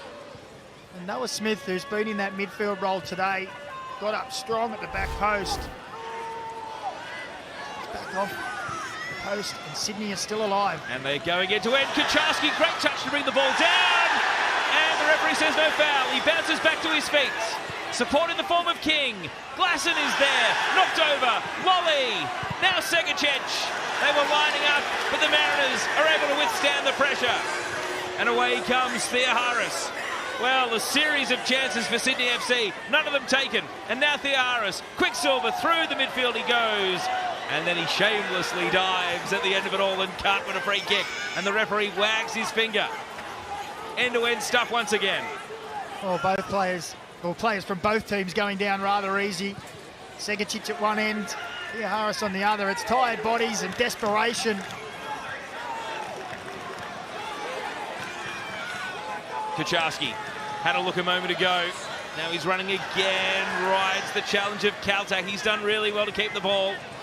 But Bratton had to go and retrieve from a metre behind him. He steadies here. Hopeful crossfield pass. Lolly outpointed in the air.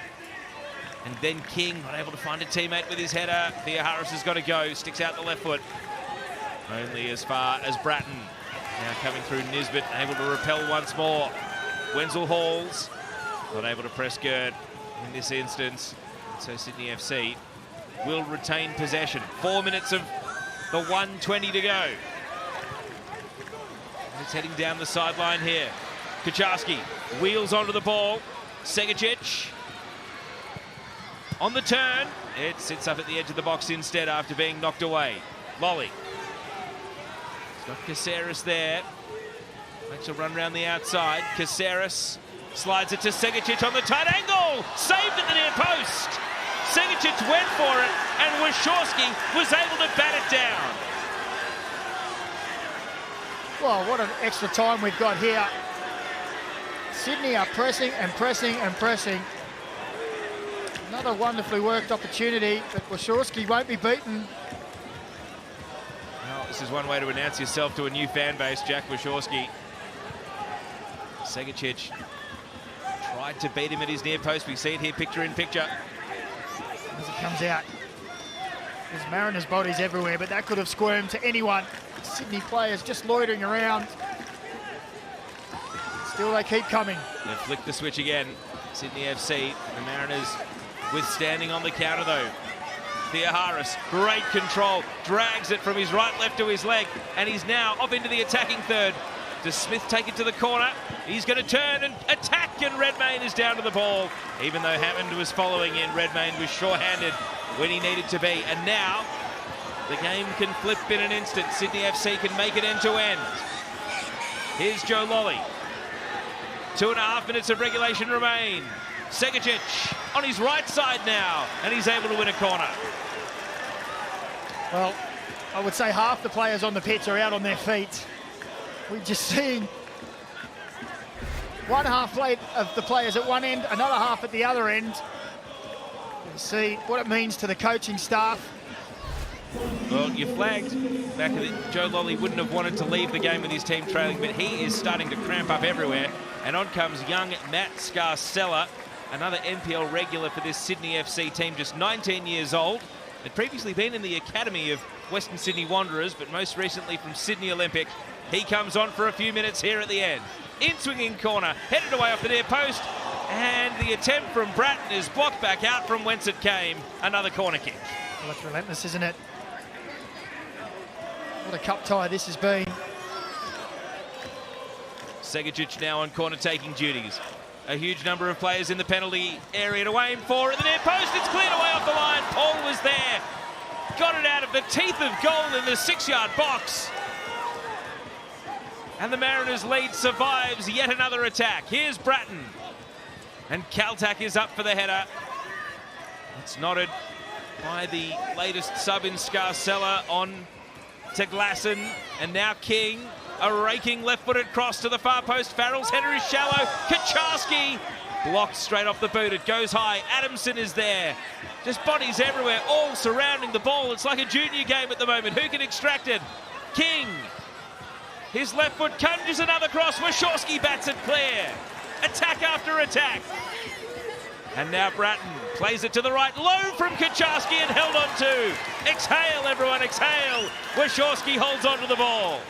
Well, I don't think I've seen all 20 players, outfield players, plus a goalkeeper, in one penalty box for that amount of time before. There were bodies everywhere. Sydney throwing everything at the Mariners to try and draw level.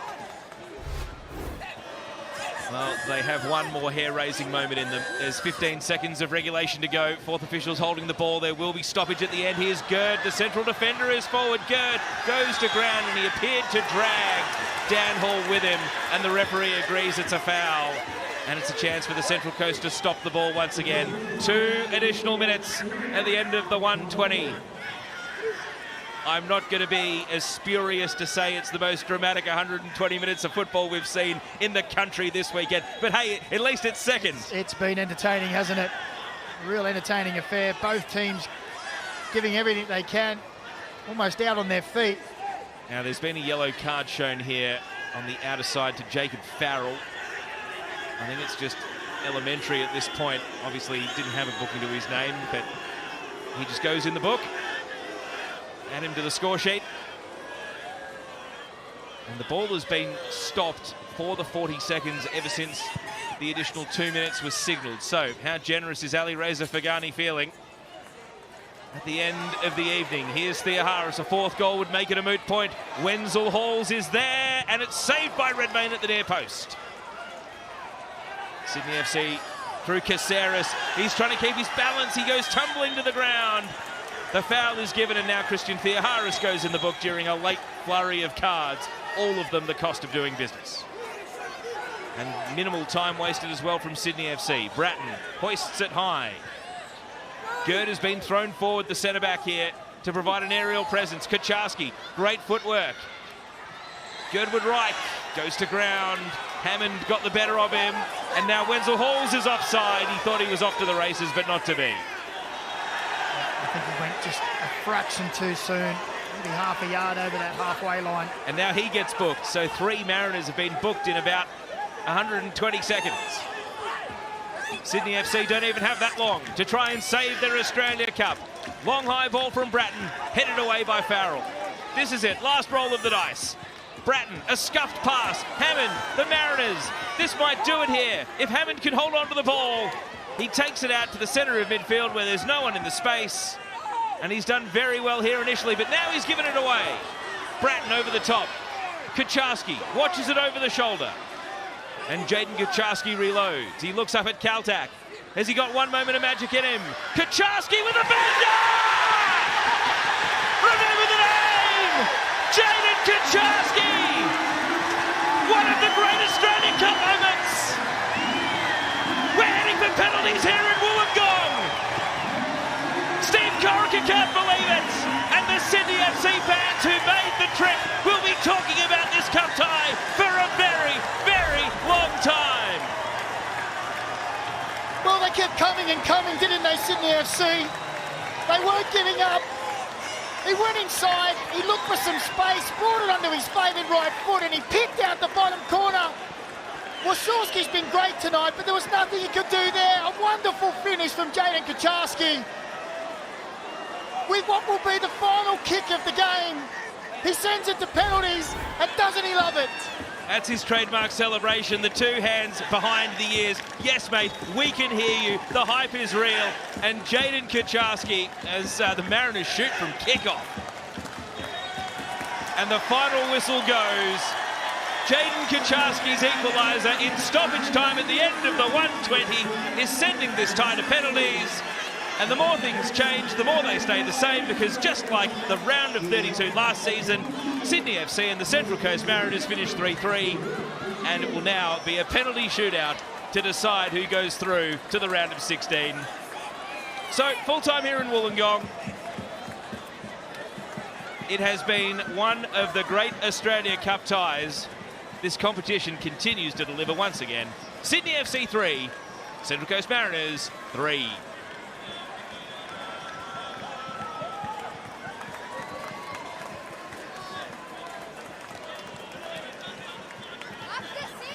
And so, Daniel McBreen, who do you like in a penalty shootout now? Well, we all know Redmayne's got the experience. Wachowski's been fantastic tonight. And this is shades of last season when they met in round of 32. And it was Jason Cummings that scored with the last kick of the game in the 95th minute to take it to extra time, but this is in the 123rd minute. Great scenes. Football, you've got to love it.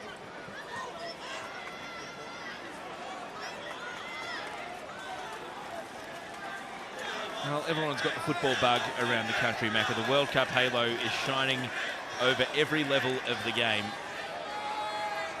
And it's not just women's football that's going to benefit, it's men's football too. Everyone is just falling in love with this sport. Everyone who already loved the sport is feeling all the boats go up as the tide rises. And, well, it's just good to know that a game like today delivered while the eyes of the world might be on it. Well, exactly right.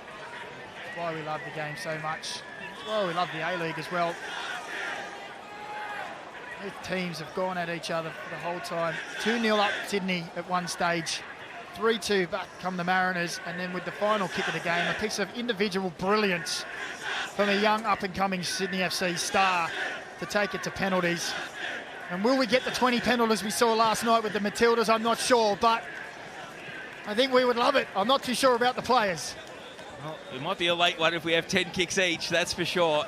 Both teams sorting out their 5 for who is going to take. Andrew Redmayne, as you say, was the difference in the penalty shootout last year. He denied Jason Cummings in amazing fashion, of course. Jaden Kucharski in his 14 A-League men's appearances only played 145 minutes, so 14 appearances is a little misleading. Hasn't scored a goal in the A-League yet. And he's also, for a youngster, he is 21, he's had to bide his time. You know, if he was at an Adelaide or a Mariners or a club that, you know, hadn't had so many senior players sort of established in the team, he may well have played 40 or 50 games at this point of his career, but instead he's starting to now show that it might have been worth the wait to finally see it. Yeah, without doubt. Speaking to Steve Corrigan, he said these players like Kucharski, Segacic, they're going to get more minutes. Undoubted qualities. But like you say, when you have a club that can go out and get more experienced foreign players, particularly in those attacking positions, it does make it hard to break into sometimes. And so the penalty shootout in the rain in Wollongong. It looks as though the Mariners will shoot first. And Christian Theoharis, who won the penalty from which Central Coast got level 2-2, was already walking down, even though the referee is still briefing both goalkeepers here. So can Andrew Redmayne do it again? We've seen him do it for the Socceroos. We've seen him do it for Sydney FC, both in the A-League and in the Australia Cup. And at the very opposite end of the experience scale, Jack Wachowski, who turned 19 during the week, will be hoping for a belated birthday present here. Well, you can see the referee, Reza Pagani, explaining the new rules that they're not allowed to move it. And you can see Andrew Redmayne saying, can I move along the line? And he said, no, you've got to stand still now. The rules have changed because of you, Andrew, because you did it on the world stage with so much success. And of course, all the pressure is on the assistant referees because there's no VAR, so if anyone comes off the line, it is a naked eye call. And so Central Coast Mariners will shoot first. And Christian Theoharis faces Andrew Redmayne. The Cove is behind the goal, so Redmayne has got the supporters on his side. And they will be, see them waving their arms and barracking against Theoharis. Redmayne can't do the wiggle routine, the fans can.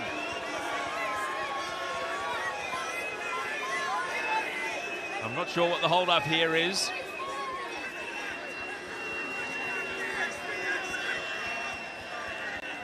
All right, the referee's happy. Christian Theoharis has had an interminable wait. Andrew Redmayne, it's the scaled down wiggle. Theoharis with the first penalty of the shootout. And he puts it in the corner. Mariners lead. Well, that's cool and calm, isn't it? He was made to wait an awful long time. Didn't affect him. Slots it away. He's been very good again since coming on. Theoharis tucks away his penalty to give the Mariners the early lead. That's how it looked behind the goal. Anthony Caceres, 120 minutes of football. One last kick required from him. Jack Wachowski, the young keeper, waits on the line. Sydney FC's first shot of the shootouts. Caceres puts it away. Minimal drama. We're level after a kick-in. Another good penalty. Plenty of experience, Anthony Caceres. Over a decade in the A-League.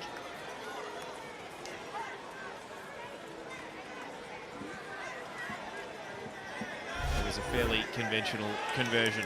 So Dylan Wenzel-Halls is up next. Andrew Redmayne's gone for a long walk around the goal. Just shoot now, Dylan, shoot now. See if the referee allows Andrew Redmayne to play on his own clock.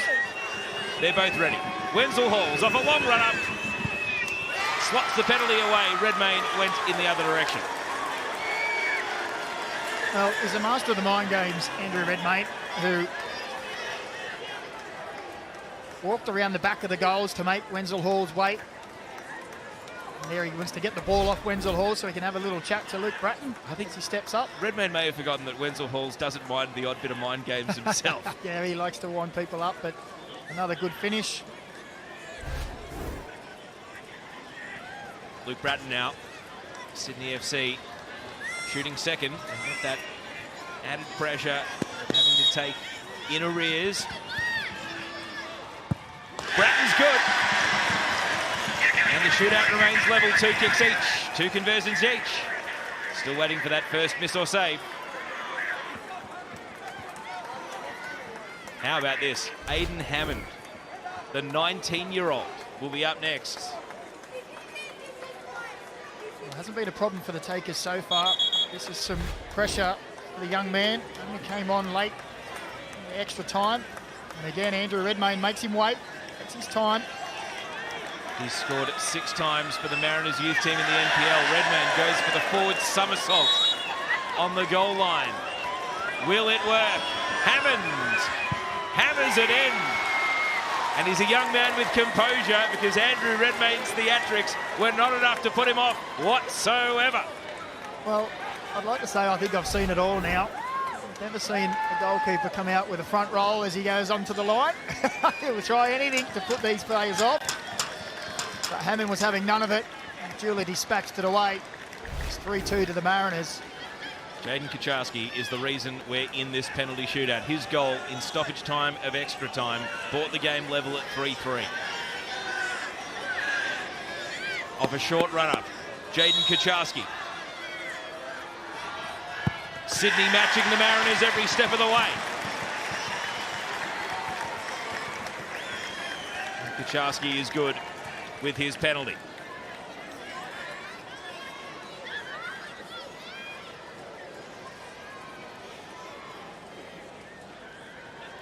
I think it's going to come down to that one potential miss. Quality's been good so far. Harry Steele is not a noted goal scorer. We said that when his goal put Central Coast 3-2 in front in extra time. Redmayne again taking a drink. Kicking the mud off his boots. Just making the takeaway.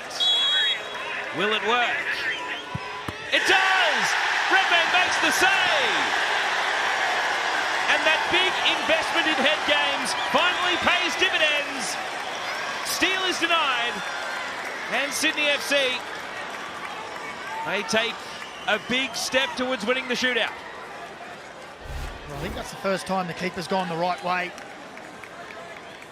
goes down to his right, Redmayne, and it's not the best penalty. It's low, right in that good area for keepers.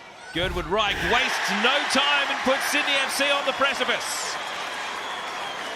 Well, that's one way to make sure you don't fall into head games. Just hurry it all up.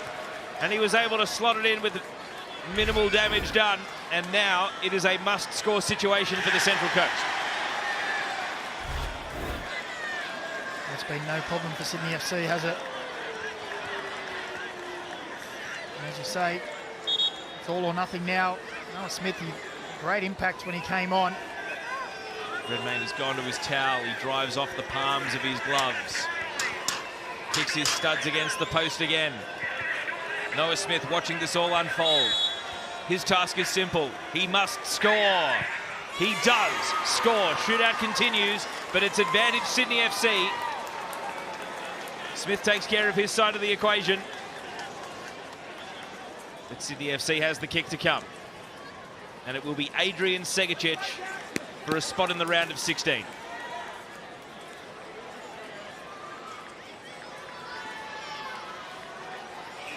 Redmayne handing Segicic the ball. Wachowski. These two were teammates in the young Socceroos, the under-20 national team. Does Wachowski know Segicic's secrets to win the shootout? Wachowski makes the save! He knew! He knew! And down to the corner, Jack Wachowski keeps the shootout going. Well, I wonder if, like you say, all that time spent together, he went with conviction, didn't he? Down to his left. He almost went early. And he pulls them out of the depths of the fire, and they are back level. It's not over. The shootout continues. Well, well, well. Jack Wachowski. And now Andrew Redmayne will face Josh Nisbet. We're in to the penalty takers that didn't want to take. At least not in the first 5. Here's Nisbet. And Redmayne is left flat-footed on the line. You don't see that too often.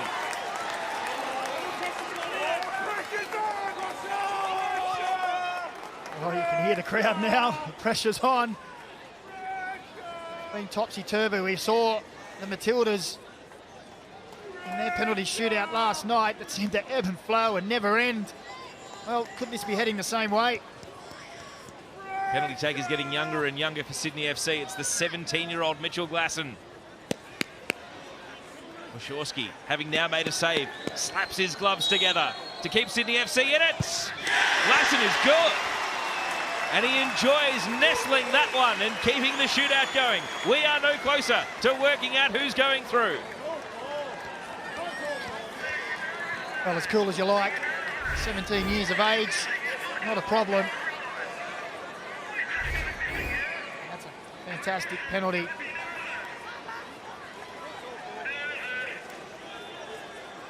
It's the former Sydney FC man, the Wollongong local, Nathan Paul. A Wollongong Wolves junior in his hometown. Andrew Redmayne cares not for any of the sentimentality. Paul against his former club to keep the Mariners in front. He does so. That's a really well-struck penalty. And Central Coast shooting first, have the upper hand once again. Well, we've seen plenty of composure from these young men tonight. Nothing's been phased. The mind games have been there. They've blocked it out. Keely Adamson, what a first team debut he has made in this cup tie. Sydney FC Academy product out of the Northern Tigers in the northern suburbs of Sydney. He's got a bright future ahead of him. This is probably the highest pressure penalty he's taken in his young career though. Adamson. Down the middle he goes and Wachowski jumped out of the way. Well, that was as cool as you like. Just rolls it down the middle. And we continue into our 8th penalty taken now.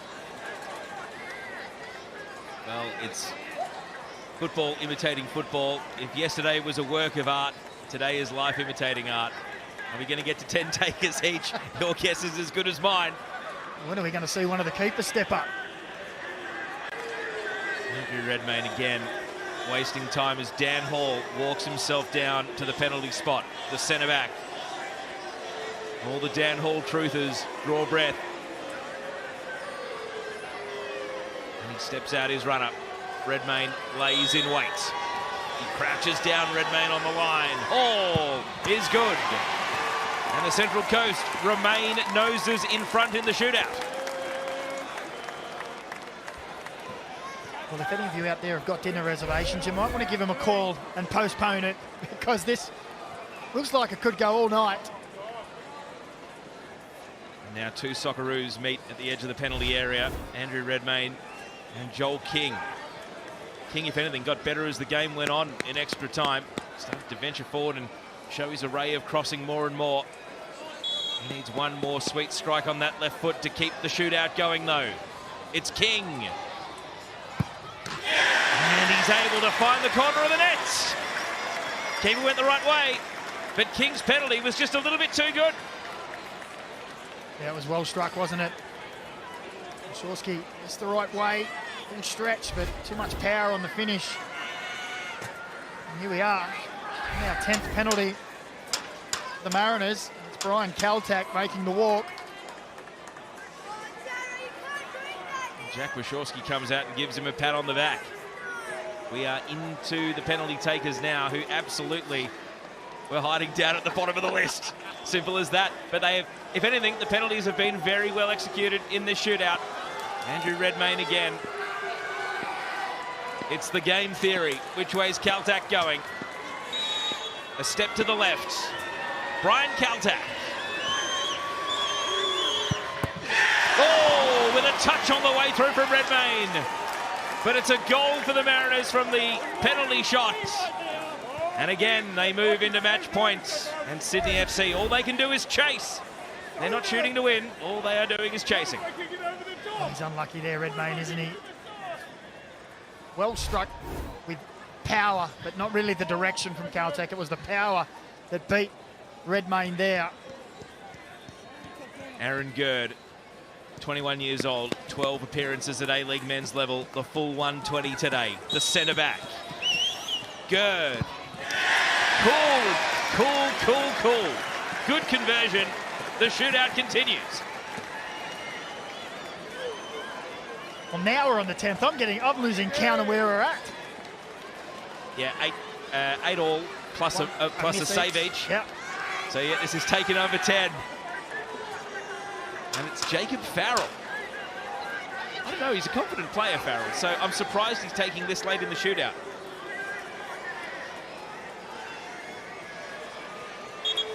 Andrew Redmayne, he's moved his towel from one side of the cold frame to the other. He's just looking for reasons to waste time at this point. Jacob Farrell, the Mariners' 10th taker of the shootout, is successful. And Redmayne dived the wrong way. If anything, he's getting further away than closer at this point.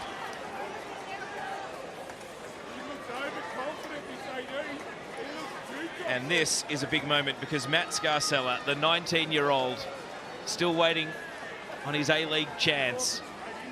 I've seen a lot of this young man in the NPL. He's an exceptional central midfielder.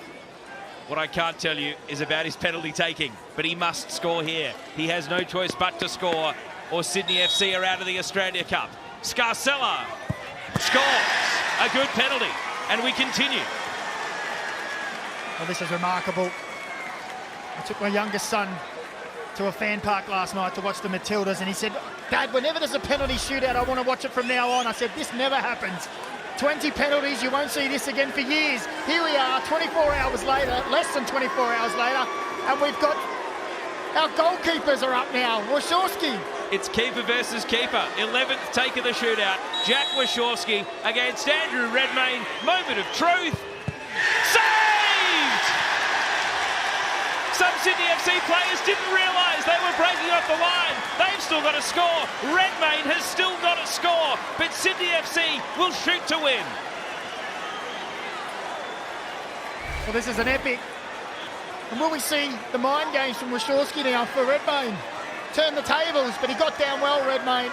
I mean, when you've done what Andrew Redmayne has done in this game, surely he goes for the Panenka. Surely he goes for the Panenka. Well, I'm thinking laces as hard as you can, like a goal kick, just rifle it in. All Sydney FC can care is that he scores. This is it. If Andrew Redmayne, that's right, scores the penalty, Sydney FC are through to the next round of the Australia Cup. Was there ever any doubt? Australia's penalty hero, Andrew Redmayne. He's done it with the gloves, he's done it with the boots, and he's done it again for Sydney FC. An epic 22-kick penalty shootout ends with Sydney FC advancing to the round of 16 in the Australia Cup. Well, you couldn't write it, could you, Teo? Absolutely fantastic scenes. Remarkable scenes. The full complement of 22 players in a penalty shootout, and it becomes a shootout between two keepers at the end. And experience wins out in the end with Andrew Redmayne lacing it as predicted for the win for Sydney FC after Jaden Kaczarski's wonderful equaliser with the last kick in the 123rd minute. What a match of football we have just witnessed. I mean, let's not lose sight of the fact that Sydney FC, after blowing a 2-0 lead, have got out of jail in extraordinary fashion here. 3-2 down, equalising in stoppage time of extra time. And Andrew Redmayne, the smiling face, as if he needed any more moments of joy in his career, added to the scrapbook. What a moment for him, and what a moment for us who love this Australia Cup tie. Full time here in Wollongong. It finishes with Sydney FC winning on penalties after a 3-3 draw.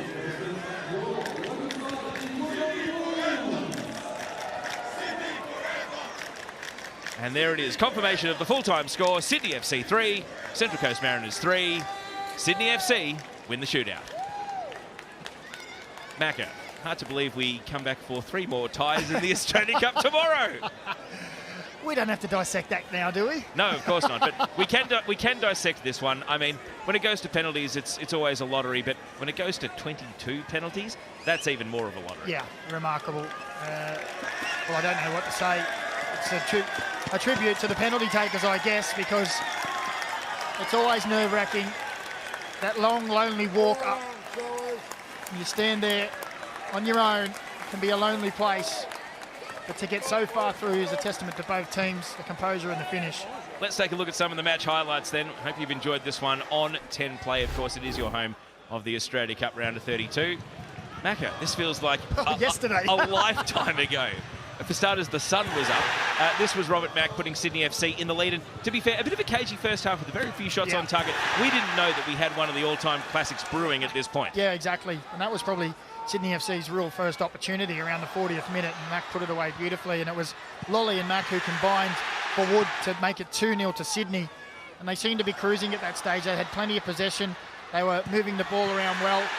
And Mack and Lolly had started to put their impetus into the game. But Central Coast Mariners and their never say die attitude decided to come back, and it was only a minute or two later that Garang Qual got on the end of a wonderful Marco Tilio cross. Alu Qual. Alu Qual, I'm so used to saying Garang. But it was wonderful, got up well, and all of a sudden it was game back on. And the Mariners pushed and shoved and came back and really started tide started to turn, and that man was good on his introduction to the game. Christian Theoharis won the penalty for Tulio to put it away. I mean, after what we've seen in extra time, Christian Theoharis, he's got to be pushing to start for this Mariners team. He had such an impact on the game, and then in extra time, Harry Steele pops up for a goal, and at this point, we were wondering if Sydney FC had anything left in the legs to load up and charge again, and boy, did they load up and charge again. Yeah, well, they waited until the very last kick of the game. Absolutely fantastic individual brilliance there from Jaden Kucharski. He had it all to do. He looked up and he saw all the white shirts from the Mariners, and he decided, well, it's up to me. Jinked inside one, jinked inside another, and he tucked it in that far bottom corner. And this was the penalty save. After all other 10 on the field from each team had taken it, Wachowski, the unlucky man, and who else? But the penalty hero, but this time, for other reasons, Andrew Redmayne tucks it away, and doesn't he love it? Well, if you had visions of a future with Andrew Redmayne being a penalty hero, it may not have been him taking. Let's go and hear from the man himself. Tristan McManus has Andrew Redmayne on the sidelines.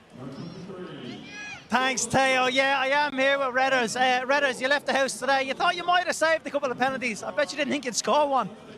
Yeah, that wasn't on the agenda today, but I feel like I probably let the boys down a bit with a couple of decisions today. So probably made them run for half an hour more than they should have today, I reckon. Yeah, like I said, you didn't make it easy for yourselves today. Went up 2-0. What do you think happened there? I mean, it's still early days in the season as well. Very young back line you had as well. Very young all across the pitch, really. Yeah, I think that early in pre-season, like you said, we've got a young squad. I think that's how we're going to run this year at Sydney FC, so it's exciting to see the talent, but at the same time, we kind of need to drill a bit of cohesion into the team, and I'm sure it'll happen. Anyone surprise you as much as they might have surprised us? I loved your right back today, and then Aaron Gurd is always decent. Yeah, I thought Keeley was unbelievable at right back. I like Mitch Glasson's energy when he came on, but for me, Jake Goodwood right. He's a midfielder, but he filled in at centre half there, so I thought he had a fantastic shift today. And just talk to us about that. Literally last kick of the game, equalised it to take it into extra time. Unbelievable skill from that guy. Yeah, absolutely. I mean, he's another one. JK, he's got the talent. He just needs to get minutes in his legs, and it could be anything. This team out here, both of these teams, longest warm-up they've ever done, I'd say. I appreciate it. Thanks very much, and congratulations on the new addition as well. Cheers. Thank you. You're golden. Right, guys, that's what it is. What a game of football. It's been unbelievable. There's a game going on behind me as well. If you love the Australian Cup today, wait till you see tomorrow. Campbelltown City take on MacArthur FC. Northcote City take on Adelaide United. And then all being wrapped up by Newcastle Jets as they take on the Brisbane Roar. A great day of football today. It's going to be a great day of football tomorrow as well. Thanks for being with us today in Wynn Stadium in Wollongong, where an epic game of football